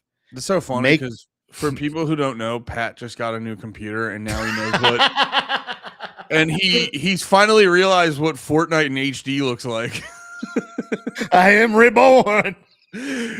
Pat's had a religious experience because he doesn't have to play Fortnite on the Switch anymore. I'm fucking better than I ever thought I was. You're just like dancing in the aisles. I'm a powerful being, baby. I tell you, I got the power of the servant, baby. My presence. Oh. I go in, I drop in, I drop in at John Cena, I drop in at Vegeta, I drop in at Fry from Futurama, whoever I want to be. The Lord bless me with every character. I'm Vegeta. I am Lando Calrissian wearing a pair of what do I have now? Nike Dunks. No, damn it, what do we have? God damn it. I'm Lando Calrissian wearing fucking Crocs. It's not shooting an AK-47. Damn it! I know. Goddamn! I would have had a better reference. God damn it! Wide shoe. It's Nike's only wide shoe. Me and the mayor have them. I will say. Oh, the Monarchs. Damn it! I do want to pick up a pair, but I was like, are we just gonna be a Monarchs? Are we going to be a Monarch squad? If you buy a pair, you have to get the white pair with the blue check because I have the red check now. Lemaire switched to the all blacks, and you would have to get the. I have to get the blue. But yeah, okay, yeah. That's because those are the only three choices we have, guys. Unless you want the mesh, they have some mesh shoes in wide, but I'm like, come on, folks, we know what's going to happen with that mesh. Even on a wide shoe. We're gonna work that motherfucker to a bone. It's a good looking shoe, dude. I actually call them my SpongeBobs because they squeak when I walk. They go squeak, squeak, squeak, squeak, squeak, squeak. Hey, hey guys, back. Are you guys here? We are back. Sorry, Big Nike took us out. That's crazy. I don't know if it was actually that. My computer sucks shit. Maybe we broadcast from your computer in the future. Oh yeah, maybe. You just got the nice ass computer. Maybe yeah, why don't you log in and we can broadcast from your computer? That actually might be better because it might avoid some of these little problems. We'll do that for next time. But anyway, we were dropping too much. Sorry about that, guys. We were dropping too much knowledge about life. And Monarch, yeah. But yeah, so I got a comfortable shoe, a new outlook on life based on a missing child and Bigfoot, and and that's where we're at. Well, no, that is actually why I get obsessed with Like little things like that. It's why I get obsessed with like the monetary shit because like again, I've said it a million times. People don't realize like a lot of the like how do I phrase this? People don't fully appreciate how much just by devaluing the dollar, the government fucks with your life. Because like little things, like just just like the fact that well, I guess this isn't devaluing the dollar, but prices change because the dollar gets devalued. And I'm thinking about it, just the most recent thing where I throw, I'm a big $10 on pump five guy. $10 on pump five. That gets like, because I don't have a big car. So like $10 would fill up a good amount of my tank. Not all of it, probably get close to half, about half.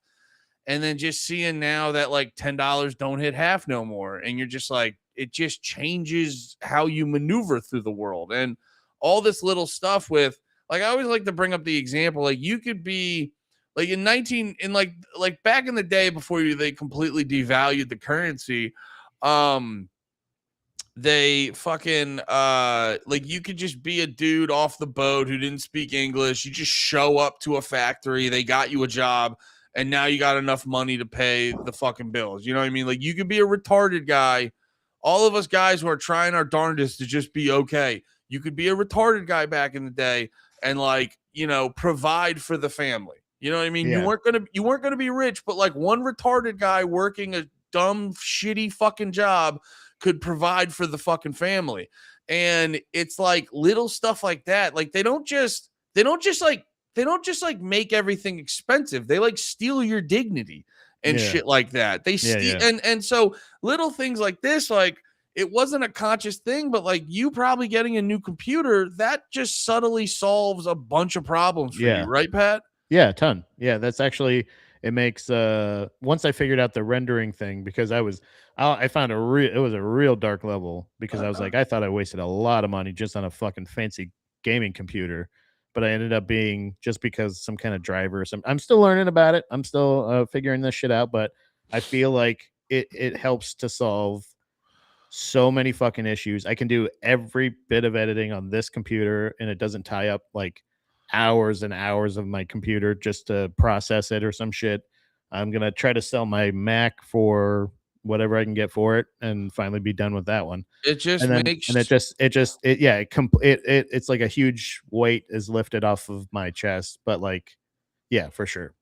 But that's legitimately why I got it. I wanted it to be a win-win to say like, sure, I'd like to have if I can have what exactly I need for an editing computer that also is a cool gaming computer and not completely like fry it. Especially to the level you're gaming at is most computers now satisfy all your needs. Yeah, because you're not going nuts with the gaming. But at the same time, if you do get a nicer, that's the thing people don't realize. It's like if you get these weights off your chest, or weights off your shoulders, and you get now that you have a nicer computer, that just opens up options you didn't even consider. Like it's just, it's that thing where it's not that everyone needs to be fucking rich. That's the other part that people like fuck with their heads. You don't need to be rich, but if you have your like the more just base concerns, little things like if my car gets fucked up, the fact that there's a version of this where that doesn't have to just completely change the next couple months for me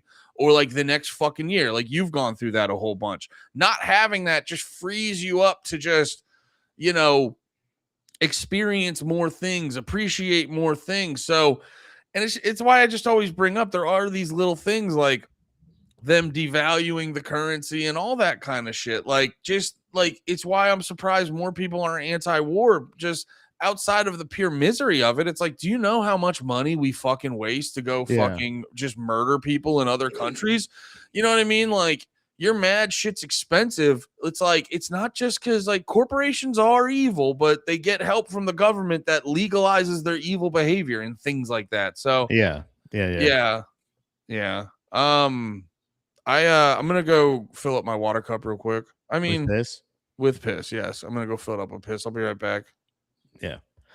I think I think in general, most of the things that I used to think were a distraction from life were just like like just kind of things that help to motivate you. Andy and I talk about being people that like have had like warehouse jobs, kitchen jobs, all this other stuff, like and it at nope like in it at the time when we were in those jobs, like we were like, God damn it, I fucking hate this place. I deserve better. I should be working somewhere else, yada yada. Or not even thinking of that way, just saying I fucking hate it here, and not even thinking in the matter of like, how can I get myself out of here, or like, I wish there was not even necessarily thinking of solutions to our issues. And then like now we kind of really value those jobs because those jobs make sense now. They make sense because they're inbox outbox things. You go in, yes, there's drama, yes, there's people that talk shit, there's people that call out, but like ultimately you have a very clear defined position, and you have very clear and you can usually wear headphones or listen to music. Places, my dream jobs early on, and like it's so funny that I pick stand-up comedy as a career because I go like my whole life in jobs, I hated wearing pants. I hate wearing pants. I want to wear shorts, by the way. Not to say I'm walking around Donald Ducking it or anything like Winnie the Poohing it, but like where I just was like, my dream job would be a job that I could wear what I want, like shorts. If I could have worked at a video store where I could wear shorts, except for the thing where they're like, you got to hide tattoos or some shit, any of those jobs, I had to work those jobs.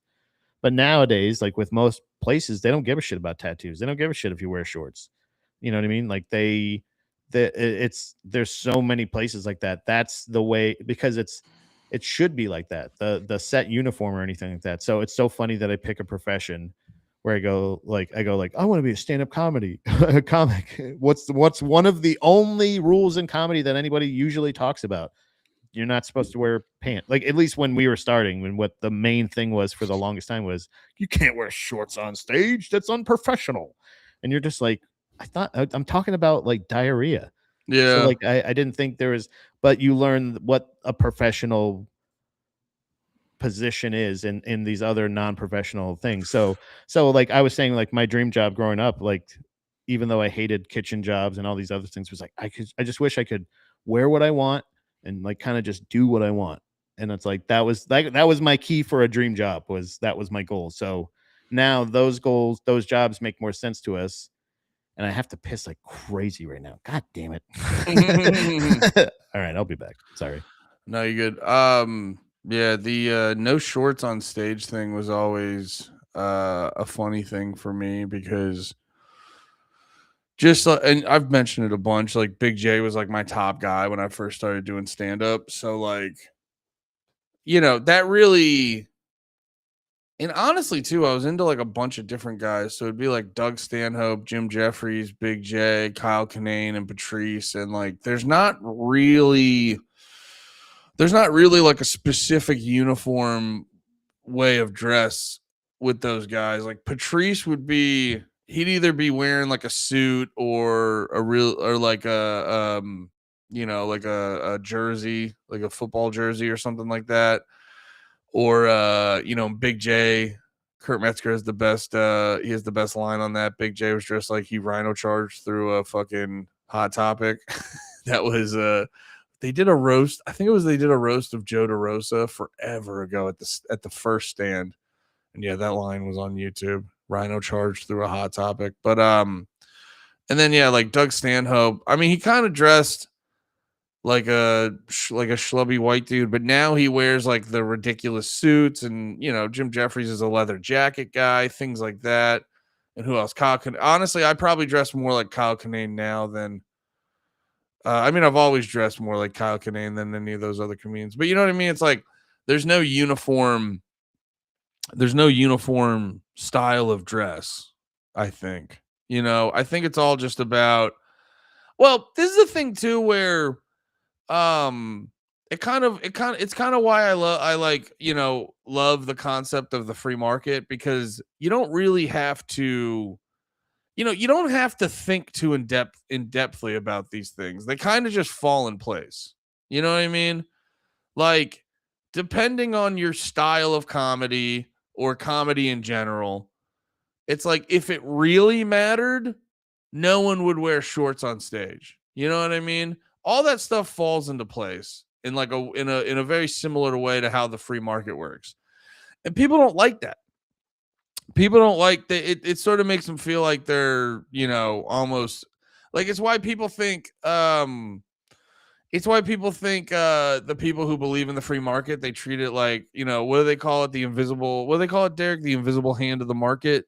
People act like they almost treat that like a god, which I get the misconception of it, but it's not so much like you're treating it like a god that it's like it knows exactly what we need. And it's like, that's not the way to sort of look at it. The way to look at it is you couldn't possibly, the irony of it is like they act like people who believe in the free market treat it like a god, but in actuality, doing the opposite, like going contrary to that, you're trying to act like a god. You know what I mean? So they go, the free market's stupid. You're going to look at the free market and the invisible hand of the market as a god. So you know what the solution to it is? Intense central planning. You know what I mean? Where it's like, I know everything to do that the market's going to need. And I know exactly what you're talking about. ICP, exactly. Intense mental planning. But yeah, it was funny. I was talking about shorts on stage and I'm at the free market for some reason. No, I was saying about like people overanalyzing the dress. You know what I mean? It's like, well, if that actually mattered, you'd just see it work its way out. You know what I mean? You would just see, and it's like, it is what happens, you see dudes like Rogan who are jacked, like they normally wear baggy clothes, like jacked, like a lot of times when dudes are jacked because there's something, you guys have probably experienced it. There's something subconsciously that happens when you see a jacked guy trying to be funny. You're like, I don't want to hear him be funny. So like a lot of times jacked dudes will wear baggy clothes or a hoodie or something like that, because from how we understand existence, being jacked isn't funny, and then I don't know, like if you're trying to do suit comedy and you're just showing up in shorts, it just doesn't make sense. It'll all work itself out. So there's certain things, you know what I mean? There's certain things why like I get annoyed a lot of times with I've been experiencing this through, like, you get it a lot of times in wrestling commentary, but you experience it through like baseball or just sports commentary in general. They'll be like, so and so's got a big deal with this team. And then it's like they spend 30 minutes speculating on his deal or what team he's going to go to, and I'm always just like, or you just like wait and then you'll just know. Yeah. Like, yeah. You know what I mean? There's like I don't like the conversations we were having, like what's the nature of the universe? That's more interesting, because it's like, why would I waste all this time if I'm just going to get the answer eventually? That's why, like, with the wrestling debate, they're always like, there's always an intense debate about what's going to happen. I go, dude, if only there was like a show this Saturday where you could get the answer. Yeah. I don't mind. I get what you're talking about, but I also don't mind like kind of doing, not like guessing or like trying to like predict or anything, but necessarily trying to have like I like thinking of bookings. Like I get that, especially with wrestling, like because I do it with like UFC a lot of times where I'm like, okay, so if this guy wins, here's a scenario that I think makes sense. The thing that frustrates me, and the reason like I don't, is because ultimately, watching other people do that, I don't necessarily give a shit about, but I do like doing that. Yeah. And like if there are people that like that kind of analysis or like try to think, because like I'll like DM Kirk Griffiths or something like that. Like me and Kirk will like talk MMA a lot, or like people will, if somebody sends me an MMA story and they're like, what do you think of this? Like that's the kind of thing of like, I'm not necessarily somebody that's going to be like, here's what they should do. It's like, I think this would be pretty cool, and this makes sense in my head, but I also don't run the company. I don't know the athletes like health issues or possible other schedules. Like they might have shit planned. Do you know what I'm saying? Like I don't know. They might say like, hey, I want to move the fight till June, but well, we have a card in fucking May. What do we do? that's the kind of shit I don't have. I'm not privy to. But if I'm like as a fan, I think it makes sense to have Bo Nickel fight Kobe Covington at the White House. If you're gonna have Bo Nickel on the fucking card, he can't be the name on that in that fight. Like him against, I think Kyle Dawkins is the fight, and it's like, who gives a fuck about that? That's my analysis. Is like is essentially, I don't, as a fan, I don't give a, that doesn't even move my dick a little bit. You know what I mean? Like I want a rock hard dick for this card. This is what I was promised, a rock hard dick for this card. I'm not getting even the slightest wiggle with this card. It's not even a little bit of blood in there. Nothing. I'm getting one of these. Meh. What are the shows that you in wrestling terms, like the pay-per-views or the events, kind of like in between like the big ones. You know what I mean? Like well, right now they're all called like premium live events, but like I guess that like WrestleMania. Well, it all depends because like there's all the pay-per-views, but like WrestleMania, SummerSlam, what are the other ones? Like the Royal Rumble, things like that are more their like tentpole events, and then there's sort of the in-between pay-per-views like Backlash. In the house. Yeah, well, now they're they don't do those ones as much anymore, but they are bringing Saturday night main events back where it'll just be like a 2-hour Saturday show where, they're not really going to move the needle too much story-wise and shit like that. That they Saturday the big things for like the like Royal Rumble, King of the Ring. Yeah, they'll hit you with like one kind of crazy thing on a Saturday night main event, but like they save those for like the big events. But yeah, that's what the UFC White House cards feels like. It feels like it's leading to like, so whoever wins between the Justin Gaethje versus Ilya Topuria fight, to me feels like an interim title fight, because like whoever Ilya fights next, if Justin Gaethje wins, I don't care. if Ilya wins, I kind of figured that. I also don't care. I just want to get to the next fight because I think that's the more important fight. So like, I don't give a shit about even the main event on that card. I don't care. I don't fucking care. If Justin Gaethje wins, I don't fucking care. if Ilya Topuria wins, great. I don't fucking care. Who's he fighting next? That's all I care about. So like, it just feels like a in between pay-per-view to me. So that's my take, is I don't fucking care. I'm not a part of the business. I don't think they care anymore either. You know what I mean? It doesn't matter. From that explanation, the White House show feels more like the Saudi shows where yes, exactly like that. You know why? Because it's on Trump's birthday. That's why another part feels like that, because it feels like him. It feels like he picked the fights on the card, and it just feels like, of course, that stupid, the old senile man's like, what if Kyle Dawkins fought Bo Nickel? Like, you're like, what are you? How do you even know those names? Yeah. Sorry. Yeah, because no. I'm just thinking about the Saudi stuff because like I'm not as I go in and out of like paying attention to the storylines in WWE. And I forget because like when I was actively watching, the Saudi shows would be so fucking annoying where they're like, all right, the story's gonna get boring as fuck for a month and not have to do with like the key storyline for a month. So Rat, chill. So Rat, chill.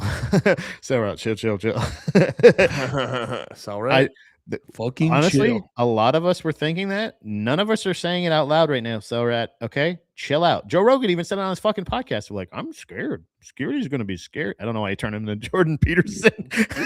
I'm scared. What does that even mean? I'm scared. Let's extrapolate what one word really fucking means. Yes, it's terrifying. It's a crazy outdoor event that seems incredibly vulnerable to attack. And also they're like, hey, by the way, we're going to have some civilian section over in the just across the street where you can watch on a big screen if you want to watch on a big screen. Yeah, you want to sit outside in the heat while there's a screen? Isn't that, yeah, you know how it's notoriously awesome to watch television outside during the daytime? Yeah, so they're UFC sucks in the cheap seats. What if it sucked more? What if it was like you were sitting at home but without any of the comfort of your home? Yeah. That too just goes to like, I don't know, man. I try not to be a bummer because I know you're seeing the beauty of life and I want to co-sign it, but I'm a changed man. You're a changed man. You changed your graphics card, so you're a changed man. What was the religion in Futurama that Bender went in? I'm in robotology. Oh, something like that. Yeah. I'm a robotologist. No, but it's just like I've seen I will follow you guys now. Hey, AI, I'm on board, bro. yeah. I said so much shit. By the way, I just found out I'm a Windows guy. I don't think you guys are all idiots. I just hate those fucking guys. Am I right? Windows guys? But the thing, like, you look at the stuff with like the UFC card where they're just gonna get like 80,000 people to just sit in lawn chairs outside and look at a screen, or like it always encapsulated itself the most with like going to the club. Have you ever like gone to the club, Pat? Ugh. I've gone. You saying the humidity is what Cellrat's talking about. That's exactly what I think. When I think of a club, I think of like, ugh. Yeah, Like, I've been to the club a few times, and I just go like, this is all held up on like everyone in here is getting psyoped. I go, this isn't fun. You know what I mean? Like none of this is fun. I go, brother, you're just like drinking at home. You're like, you are people just drinking at home, being like, man, it is not loud enough. And I gotta tell you, I spent a reasonable price on this drink, brother. And I really hope I get no fucking pussy, brother. I'm telling you right now, it is not only not fun to go to a club, it has all of the elements of torture: strobe lights, fucking darkness, extreme heat. You telling me loud pop music? Like these are all torture tactics that they used at Abu Ghraib. They would play pop music and shit. Did they call Abu Ghraib the club? The club, brother. That's like they put like, hey, isn't it cool when you put on these goggles and it's like, and then we'll just like spray water on you or something like that? Wouldn't that be fun? That's waterboarding, dude. It's torture. The club is literally torture. Well, I do worry about that with myself. Where a thing I worry about with myself, where like, you know, it's kind of funny because I associate progress with like a lot of pain and problems and stuff like that. So it's why I was saying earlier, it's why I'm like bad at just enjoying things, because I'm hyper focused on like problem avoidance. You know what I mean? Like, am I just doing this to avoid something? You know what I mean? Which is, you know, they're then, you know, if you do that constantly, it then creates another layer of irony. But that becomes a problem. Yeah. But then but then I look at myself and I realize I'm being overly critical, because it's just like, you look at, you know, people who are considered quote unquote normal and the things that they want to do, and you're like, dude, all of this is bad. Like all of this ranges from mildly annoying to bad. Like everything you're supposed to do as like a normal person, you know what I mean? Like go to the water park or an amusement park, and you're like, oh dude, you know what would fucking rule is to go on maybe 3 roller coasters today. Like I really need to stand. But you want to pay like $200. Yeah, you want to pay like a fuck ton. You want to pay triple for a hot dog while standing in a 2-hour line for a fucking 10-second ride. And you're like, yeah, like amusement parks, unless you get to go on an off day, amusement parks suck ass. Yeah. And like all the stuff suck ass. The club sucks ass. You know what I mean? Like at least the amusement park has things you don't have at your house. That's the thing. At least it has amusement. That's fair. Right. Yeah. There's something. There's a giant fucking thing. There's people in costumes. There's like, you know what I'm saying? But yeah, you're right. You're like, yeah, I have hot dogs and fucking frozen churros at my house, you idiot. I can just throw a goddamn churro in the air fryer and eat a hot dog out of the microwave, dickhead. I have a chip on my shoulder, I think, just because everything. Here, I'll get it. Let me get that for you. Yeah. Here, wait. I also got some French onion dip. I have a little French onion dip on the other shoulder if you want to dip it. Okay. Go ahead, sweetie. I have like this cosmic chip on my shoulder because I just go like, I just feel like life has told me that everything I like to do is fucking wrong. You know what I mean? And that's I think it's also realistically a self-imposed burden, but it is like, you know what I mean? Like last night we just got some like we got some pho and bro, I got these like what was it? Pork buns or something like that. They were delicious. They were in some steamed buns. Yeah, dude, they were steamed buns. I've never had them that way. They were fantastic. And then dude, I want to ask you, I want to segue into this. before we get out of here, because I was very curious on your perspective, and also knowing you're a changed man, I think we can get some real good shit out of you. But no, I was like, it was just me and Steph. We got some takeout. We watched we watched that Lamar Odom documentary where you think there's gonna be a big thing, and the whole doc is like, so I kept doing drugs and being really shitty to my family. It's just like no redemption. There's no fucking like legitimately it gets to the end where like he was cheating on it actually makes Khloe Kardashian look like a fucking saint, but he was like cheating on her constantly and doing all these drugs, and like she was like helping covering him up because she thought that was that's a little bit of a cop out. She's like, I thought that was the right thing to do, blah blah blah blah blah. And then so he goes to this fucking strip club or like a bunny ranch type situation out in Nevada, has like, I mean, he claimed to have like 5 strokes he claimed to have like double-digit strokes and like 3 or 4 or 5 heart attacks or something. Are we saying in the British term or like the fun one? Or are we no. Well, he did those before the actual half your face doesn't work strokes. Having a stroke. Having a stroke. Lamar, I'm stroking it out.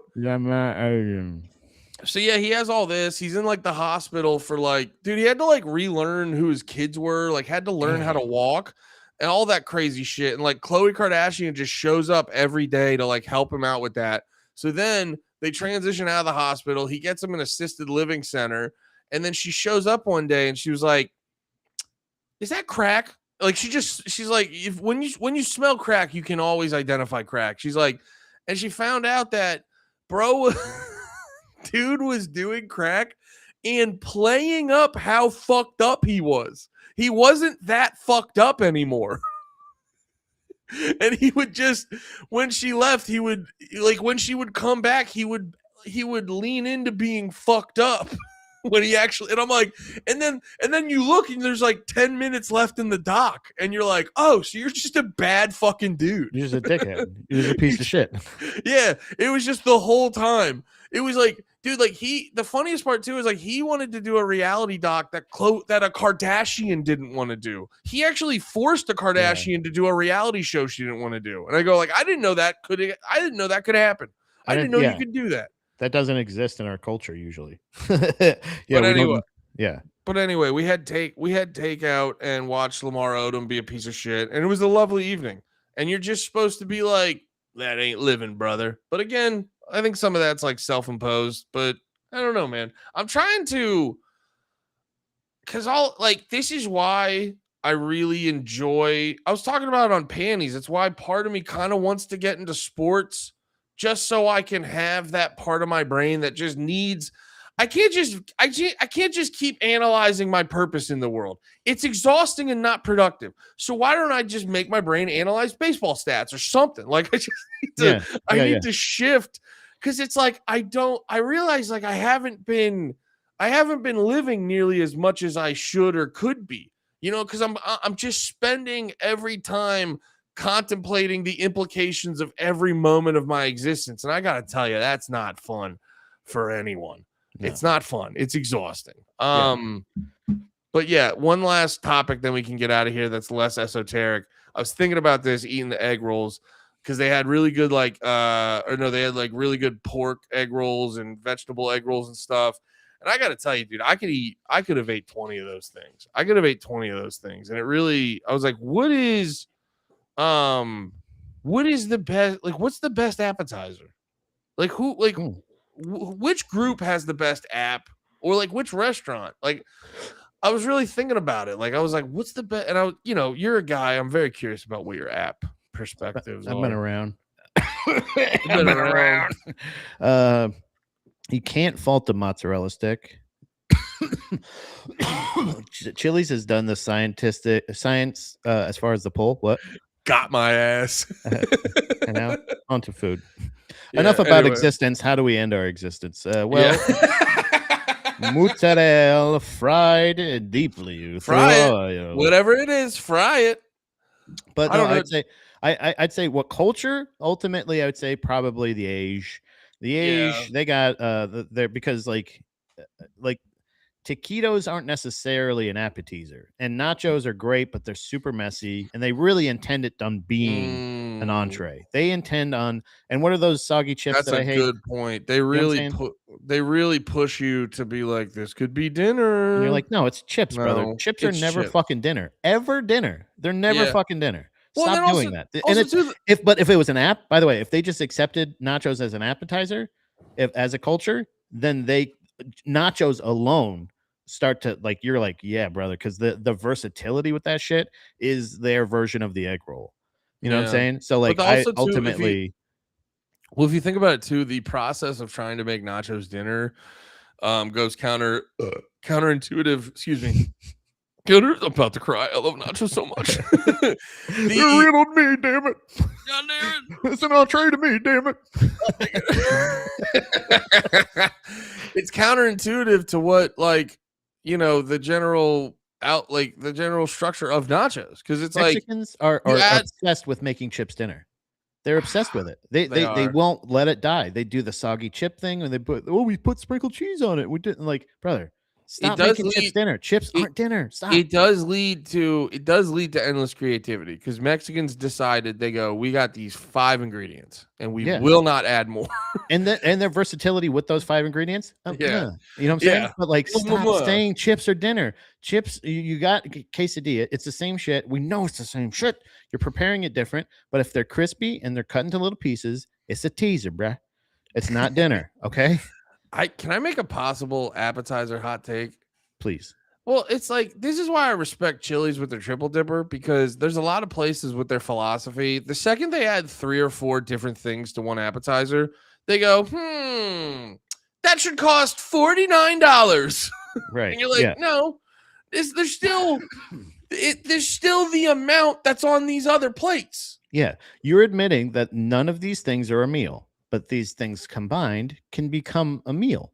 Yeah. And you have a variety of it. So like, if you have something like my triple dip, actually I might switch it up now, because I've been exposed to the Nashville hot mozzarella sticks. And not only have they done the science on the pull, they have plenty of cheese in there, but the taste is not like it's like a Cajun flavor. It's not Nashville like hot mod sticks sound amazing. Yeah, it's not so it like, all respect to Nashville and their culture, but they made it more Cajun, baby. It tastes like you're down by the bayou, baby. And you have a big old cheese pool, baby. They get stuck in your beer, baby. You gotta pull it out with a fork, and then you eat it, and then you delicious. You got a good old American hamburger. You get your sliders. You get your Southwestern egg roll for a little bit of the cultural mix in there. And then you go back to America, baby, but you go to Creole, baby, to the Nashville hot chicken, baby. Not chicken, sorry, cheese. Don't order the Nashville hot chicken, order the cheese. But that's Nashville hot chicken's good too. Probably. If they're making it that way, blackened chicken is the best chicken in the world. Cajun chicken, like, it's the greatest. It's one of my favorite flavors. I used to get good at that when I worked in the kitchen, because it's easy to blacken the fuck out of burn it. Yeah. But yeah, no, it's something about when you like over season, because you got like, I would always like over season the chicken just so it would get more effect on the blackening. Yeah. Sounds like a Daily Wire documentary. It sounds like an answer to the Jordan Peele horror movies. Yeah, it's the white supremacist horror movie. Just a white guy going like, we can make these too. Oh yeah, well, we'll make you the villains. Oh, you made Get Out? Well, we're gonna make Thank You. No, we won't. You. How about you? No. My joke was like, oh, you're gonna make Get Out? Well, we're gonna make, yeah, that's what I'm trying to say. Yeah, that's what we've been saying. That's what we've been saying. That's what we've been saying the whole time. Written by Ben Shapiro. Yeah. The blackening. Yeah. And then the credits. This Summer by Ben Shapiro. Candace Owens, you stupid cunt. Yeah, no, the blackened chicken fucking rips. Yeah. So, but I would say appetizer wise, the Asians have it because they're like, we're gonna make all of our food kind of appetizers. Like, we went to PF Chang's recently. It was Jake, Lemaire, Dom, and me, and we went to PF Chang's. We were just We were riffing on that waitress. She loved us. Yeah. But I ordered from the You think start. that- As soon as she got to the table, before we ordered drinks, I said, "Can I order 3 orders of dynamite shrimp?" And she's like, "Okay." Like she hadn't even had her to pad out. She's like, "Oh, sorry, okay, one second." Starts ringing a bell. We got a big table, folks. We got another one. And then like everybody at the table scoffed at me. Everybody at the table, they're like, 3, what the fuck? And I go, "You're gonna want some." And I did. I took one. I said, "This one, I'm gonna probably eat the majority of it." I shared a lot of it with Lemaire, but everybody else had one bite at shrimp, and they're like, "God damn, this is like." I'm not saying PF Chang's. PF Chang's is like an Asian cuisine. It's Asian fusion, whatever the fuck they call it. But like, I'm just saying that like that particular appetizer is delicious, but it's not necessarily Asian. But I would say Asians as a culture probably have the best bite-sized. My only handheld criticism. foods. Wait, is the dynamite shrimp hot when you get it? It's more like it's like creamy sweet sour. Like there's sweet hot. Like it's not like super spicy, but there's like No, I'm sorry. I mean the actual shrimp. They're like cooked and stuff. Yeah, It's not like a cold. Okay. Even with them cooked, my only thing. How fast did the 3 plates get devoured? I mean, it was once people were introduced to what I Hip to the flavors. Yeah, then they're like, "Oh yeah," and Lemaire was like, "Oh yeah, I remember these." Like I was like, "Yeah, dumbass, these are the greatest things in the world." You dumb fuck, stupid shit. Fuck. Remember, you fucking stupid fat idiot? How many of these we ordered the last time we came here? You dumb fuck. Yeah, you idiot. Fucking stupid piece of shit. I'll kill you. I'll kill you right now. I have sports knowledge too, but it's just we're playing to both of our strengths right now. Yeah. Well, that's the problem. That's the problem. Is like everything. That's why I'm trying to shift my interest. Everything I'm into has real life effects. Like I'm really into appetizers. Yeah, these are real life. These are real life implications here. If I order the wrong appetizers, that changes the vibe of the whole meal. Yeah, or like one of my big interests, Pat, beer. That makes me all fat and sluggish. You know what's really funny? You know what's really funny is like we each order, and we're eating, and like Dom, like at some point Dom brings up, she's like, "Oh yeah, it's all meant to be shared." And they're it's just you holding 2 plates in the corner going, huh? We all ordered sharing sizes, and she's like, "Yeah, they're supposed to be like leftovers, or you're supposed to be shared. Like it's a thing where that's the whole meat." And we're all like, "Whoa." I don't know. See, all respect to your lady. I am pushing back on a lot of like, well, this is supposed to be. I go, no, you're the guy going, we should have had flying cars by now. Says who? Yeah. Exactly. Oh, this is who makes the rules. This is for sharing. Says who? It's all 3 of you making this argument because you're realizing you have to give her some from your plate, and you're like, Tom, you're crazy. There's I already ate all. I already ate all mine. You guys are realizing you don't all get 1 plate to yourself. You have to share with her, and you're like, "What are you talking about? You're crazy." But that's the kind of shit that I hate, and we can get into this another time because this is a whole nother thing. But like how in New York, if you go to I think I figured out the answer. You go to a deli, and then you order a sandwich, one of those big son of bitches sandwiches, and they go like, if they catch you sharing your sandwich, they'll charge. They charge you to share. Yeah, that's the craziest thing I've ever heard in America. What kind of deli is that? What type of deli is that? Like, I don't want to say. I don't want to say. I don't want to get it kicked off again. Is there a distinguishing attribute of that deli that you missed in your previous statement? I didn't miss it. I just didn't want to say it out loud, but I think you guys all know. What type of deli would make a what kind of deli? Crazy like that? What kind of kosher meat would be served at a deli on a sandwich with a pickle? Who normally has delis? Mexican deli? That doesn't sound like a thing. Well, no. I was served by Mexicans. Yeah, I was served by Mexicans. So a Mexican ran the place. Oh, God. Andy, I don't want to say exactly, but let's just say what type of guy ran the place at the deli that serves pastrami? What was that? I did not see him, Andy, but it was okay. So it might have been. What was his opinions on Palestine? Guys, we'll see you. Well, can I be honest with you? He doesn't believe it exists. Can't have opinions on something that's not there. Yeah. Um, It was Katz's Deli. it was Jewish. They're all very Jewish. Jewish. It Goodbye. was Jewish people. We were talking about Jewish people. They have special big hats and special little hats, though, Rat. Great question. They have a range of special hats that all of them wear and little clips. Some of them, the ladies wear wigs because nobody's allowed to see their real hair, so they buy exact replicas, hypothetically, in this deli. They charge you to share. That's the craziest thing. I was like, that's crazy. That's also the place that charges you per soda. If you get a refill of soda, and you're like, you can't charge me for extra soda. What was it? Well, I get it from. That's why, like, whenever you go to like a Korean barbecue, if you're at the table, don't they kind of? Or no, you don't have to do all you can eat, but like, right? I mean, like, come on, but no, I think you do. I think. Well, no, I've only ever been there with you guys, so I just go with the flow, and I'm always like, I never considered that it's not an all you can eat thing. Yeah, well, but yeah, no, I think it is. There are scenarios where they're like, well, if this person's going to be at whether it's Korean barbecue or like a buffet or whatever the fuck, they're like, well, if this person's going to be here, they have to pay. That makes sense. But if it's just like, yo, I'm just getting a sandwich. I'm getting a sandwich made for two people.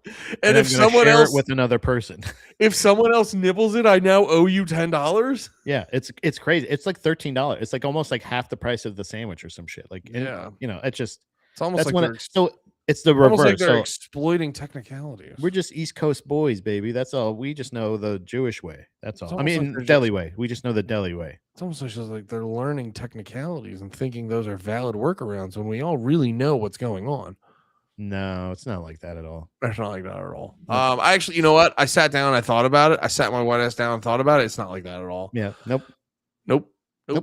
Anyway, no notes. No notes. Everything's perfect. That's the way business is, and we support all that kind of stuff. All right, guys. We love you guys. We'll be back on Friday. Bye. Bye.